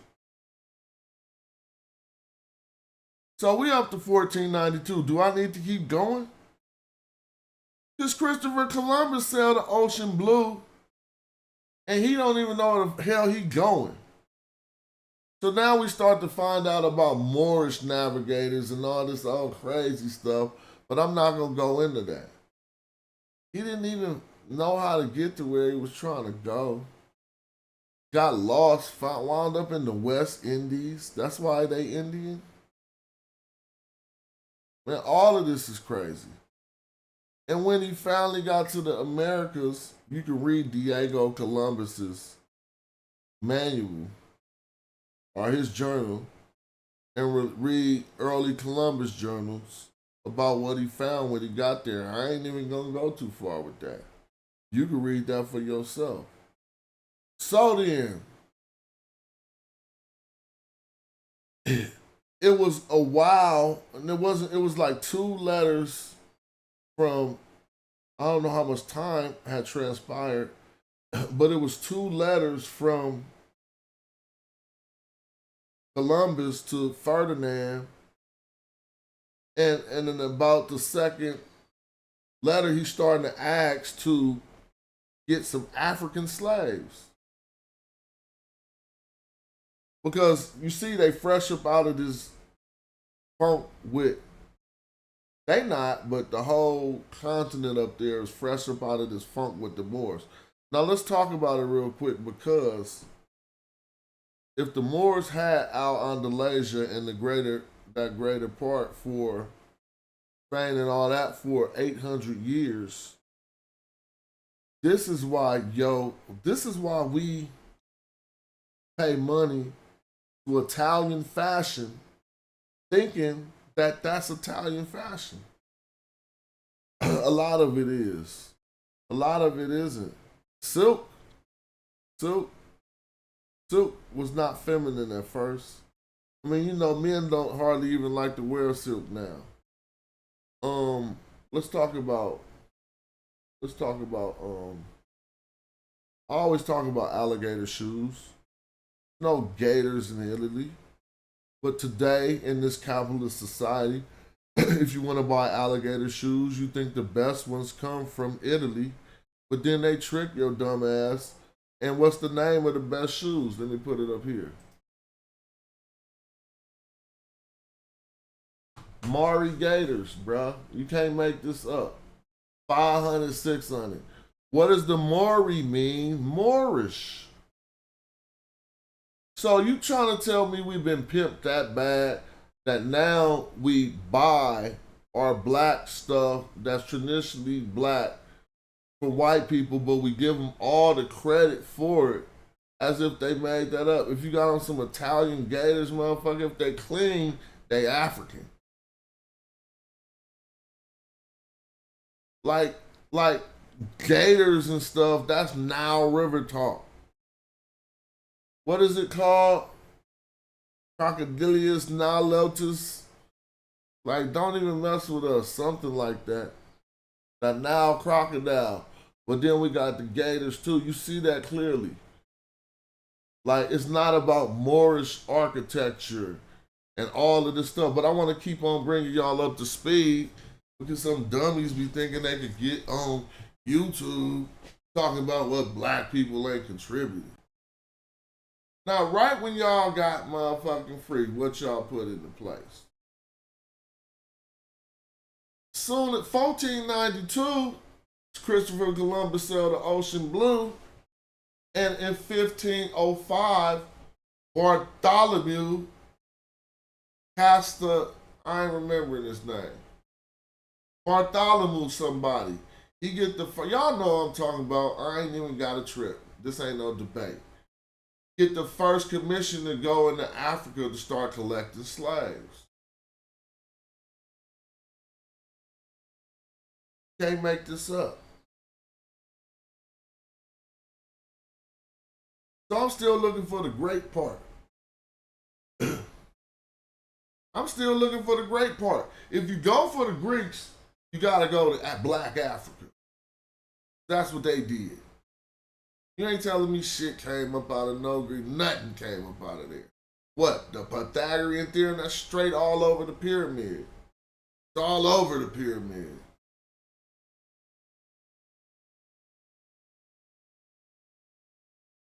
So we're going to bring it up to speed because we about 1492, Columbus Blue, 1505, Bartholomew de las Casas or whatever, if I know I'm saying his name wrong, gets commissioned to be able to go into Africa and collect some slaves.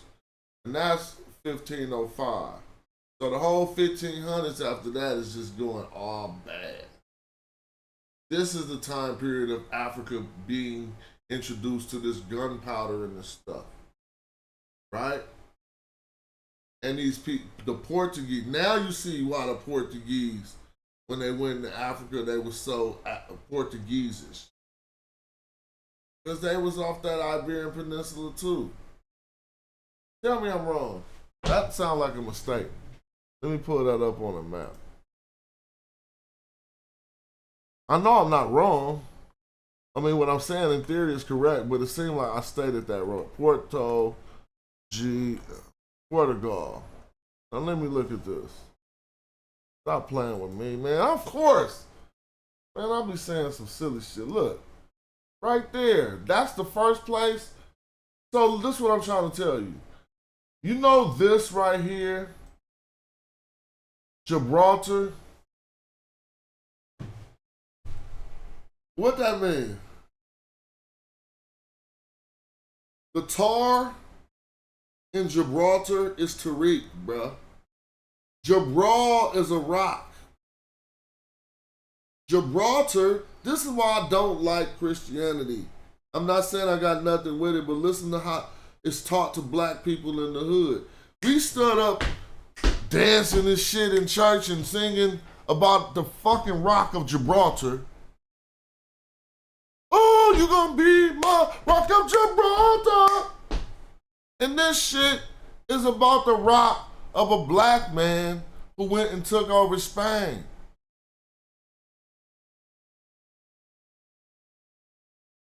How you gonna have me walk around the world that goddamn puzzled? Well, I'm thinking the rock of Gibraltar, some shit in the sky that some white dude is gonna help me have live a sturdy life.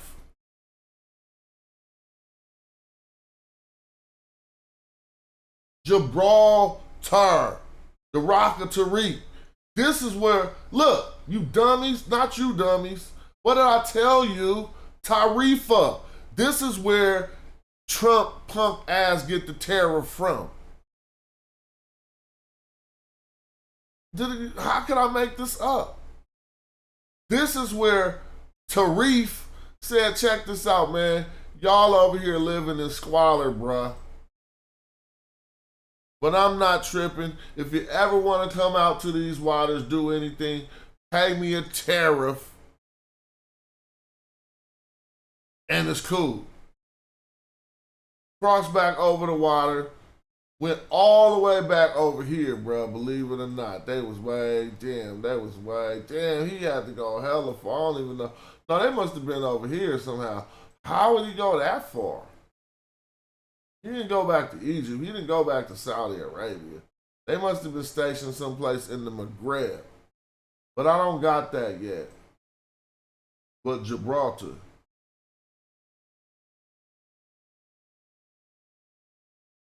So now you see Portugal. All these motherfuckers don't like you. I'm keep telling you why. You don't know why? It's in their DNA, bro. This shit was too long of a fight. An 800-year fight? Do you know about epigenetics? Motherfucker don't even be knowing why they don't like you. I don't even be tripping because they can't help it. Now, I don't even want to wound your wig too bad, but if I showed you that Latino was actually a place, you wouldn't believe me. People think that shit wasn't a place. That's because we don't study enough. It wasn't called Latino. It was called, let me see if I can find it, Latinium. Latinum, bruh. Now, hold on. That ain't gonna take you on no map. Now, look, Latinum is a region of central western Italy in which the city of Rome was founded.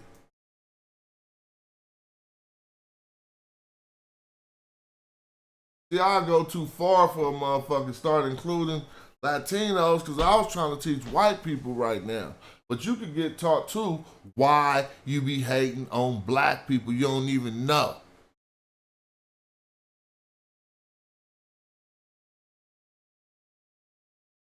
So you can't tell me shit about no Latino and why they be wanting to act white.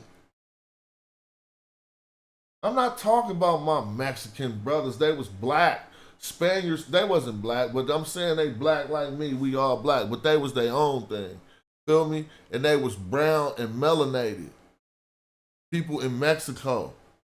Spaniards came over from Latinium. I ain't going that far, but I'm letting you see. Right? They came over and now the Mexicans who want to act white, who calling ICE on the other Mexicans, they Latino. You don't see how that shit work? You didn't know nothing about Latino. Well, what was a person who was from Latium? He was Latino too. We learned in history so we could get the fuck off my back. Don't say shit about black people, bruh. No problem. I'm telling you, I'll fry you on any stage. If I find out you speaking at a school, I'm going to get the microphone. Anybody, any of them, I'm not talking to one person, I'm talking about this whole new movement of spewing pro-slavery rhetoric to set up America for what y'all think y'all trying to do. But we ain't finished because we didn't get past.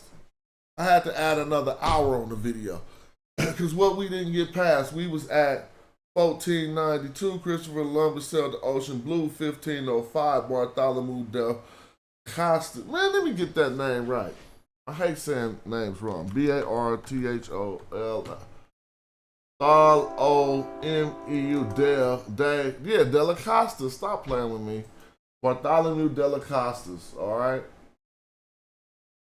Now, so then we rocking through the whole 1500s, and we bringing Africans to America. They kidnapping. So at this point, we talk about human trafficking and shit. The shit is stupid to me. I don't believe none of that shit. Like all the shit in the world they be wanting you to get all fussy, hussy, hissy fit about. Shut your punk ass up. You the biggest human traffickers in the history of humanity. Europeans. Human trafficking, bruh. Seriously, you gonna stuff people on boats. You gonna kidnap people, stuff them on boats, and ship them to another continent because you lazy? Shit. Why you think I walk around like such a proud black man everywhere they see me? They already know, like my shoulders is on point too. But they already know that when I step in the building, give him his respect. It don't be nowhere. I don't get that shit. I stepped in a motherfucking Brentwood cafe at 5 in the morning with nothing but rednecks. Just the way I walked through that motherfucker, they was like, what's up? They wanted to start chilling with me. Now I'm gonna give them some credit. I was the one who was racially sensitive at that time because I was out of bounds. I was on a fishing trip, but wasn't nothing about to stop me from going into that little, it's 5 in the morning, even though I know it's all, I ain't gonna call them crackers. They was just redneck. Crackers, whipper crackers, they in the racism. Crackers is in the racism. Rednecks ain't necessarily in the racism. They just some proud white people who live some culture that don't be including black people. But they don't necessarily, you gotta learn that shit. They ain't necessarily racist, but they could be racist if they want to. But that's just the difference between some rednecks and some crackers, right? I know some cool ass rednecks. What the fuck? You could be a redneck. That's like me being a proud black African. Fine, ain't nothing the matter with that. But I don't know. It's like snakes bite. If a motherfucking snake bite, then you gotta be aware of all snakes. You can't be like, do that one bite? Do that one bite? No. You just stay away from snakes. But that morning, I needed some coffee, and I walked up in that shop, and I just was me. Wasn't giving a fuck about none of you motherfuckers in here. I don't even care if it said white only on the front. You're gonna have to tell me that out your mouth. And it was that little early morning, you know, like they was thinking if they was gonna string me up or not. They was like, man, what we about to do over there? I just kept eating my oatmeal, and then they just started talking to me. And we wound up being cool. Not cool. These are some 60, 50, 40 white dudes, rednecks. I'm me over there. You could say they seen a nigga. That's what they seen. But I was me. You feel me? And eventually, by the time we was finishing our suit, by the time I walked out, I told them, all right, then, if I ever see y'all again, peace. Feel me? But when I walked in that joint, I had to deal with all of this different shit. And I don't even know what part of me telling this story got anything to do with the black history that white people need to learn. Because I don't think everybody is a stupid, aggressive, childish punk like Nick Fuentes. You know he can't throw no hands. No hands. He think there's a system on earth to where he don't even gotta have hands. People like that. So that's not my type of man. Like, I don't give you credit if you talk hella shit, but you can't throw no hands, because I'm not even saying throw hands like fight. I'm saying defend your stance. If I just said shut the fuck up and slap the shit out you, you need to be able to do something, because that's what it boils down to. You see, we got society set up so it don't boil down to that. But in real life, if you didn't have all these fake contracts around you, you can't go around spewing no bullshit unless you can defend it. And sometimes you're going to have to defend it physically. That's how the king became the king. Motherfucker thought they was going to knock him off. He knocked him the fuck out. And they was like, oh shit. All right, let's listen to what he's saying. But I don't want to get too far off track. I'm just being me. Like, all that this new fake man shit don't work. I don't want to say no, if you investing in that emasculated bullshit, That's your problem, but you are now a problem for us. Because when we need men to stand up, we're not looking for femininity. I'm sorry. We're looking for masculinity and the virtues that come with being endowed with testosterone. Like, what the hell is the part about that that's not understandable? So I ain't even tripping. I could keep going all the way up to now. So then y'all start kidnapping people and being the biggest human traffickers on fucking earth. Then you bring a whole half a nation of people across to America. You tell me what's that good ass shit you doing.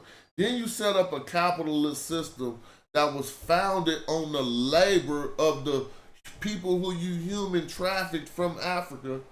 Unless you talk about being the most dastardly, like, evil villain of Earth. Like, I want to rule the world. Yeah, like on some Elon Musk shit. That's not in our DNA. And you know where that come from? I think it come from Neanderthal intuition. Because it's the leftover DNA affects certain people on this earth. It's true. You can't get over it. Man, I'm going to point this shit out. Watch this. Neanderthar. DNA affects what? What's this shit called? Schizophrenia. SKITZOF. Or I don't know how to spell it. Schizophrenia. Did you know that having Neanderthal DNA in humans, right? Guess what it do? It helps those people who have Neanderthal. This is, by the way, those people are non-Africans, okay? Just to be correct. I'm talking science to you now. We don't do stupid YouTube rhetoric that ain't qualified by science. The people who exist on this earth with some if you want to call Neanderthal human, fine. With Neanderthal DNA are non-Africans. Now, I'm African, but I live in America. What they mean when they say that, they're talking about continental Africans who have not been exposed to this integration, right? To this, let me break it down. I think I said everything 100% correct. The people on Earth who got Neanderthal DNA come from Europe. Tall, that's just a valley. That's how you say valley in German. Neander is the valley where they found the first Neanderthal. That's not to say that's his origin in that valley. It's simply to say that's how they got the name Neanderthal from finding the first one in Germany. What I put on the screen is that they show you that having this Neanderthal DNA helps the people who have it. What does it help them with? It helps them with schizophrenia.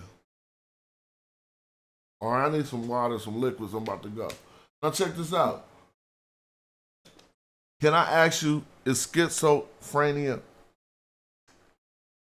is that a mental thing, or is that like a muscle spasm, or, you know, like having a sixth finger?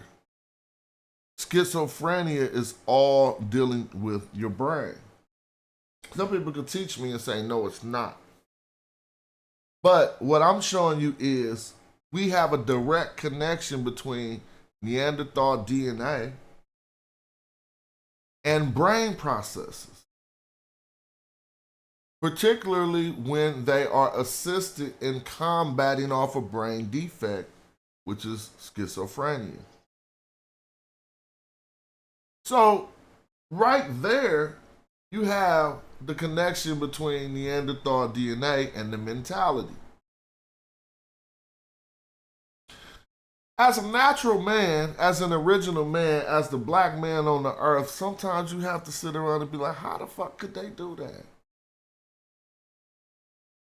Like, how can a human do this to other humans? I'm the one only on my show. You probably won't find it in science, but I'm suspicious That, and I think my little armchair suspicions will one day be confirmed. That this is how you can go out and shoot up a school. It's that other little percent of that shit that you don't even like the original man. Because of the fight between Neanderthals and man. Somebody, you could take my sound bites and spread them all over. I'm not speaking, I'm not angry. I'm down in the position on earth. This household I live in, it has 10 times less than your household. And I'm doing cool. But as a black man in America, the household I live in, it just got 10 times less resources than the average white household. So if you up like that, right, and you can't even just deal with these facts, it's not, you should do some introspective thinking. So like, what type of motherfucker am I really, though? And shout out to all,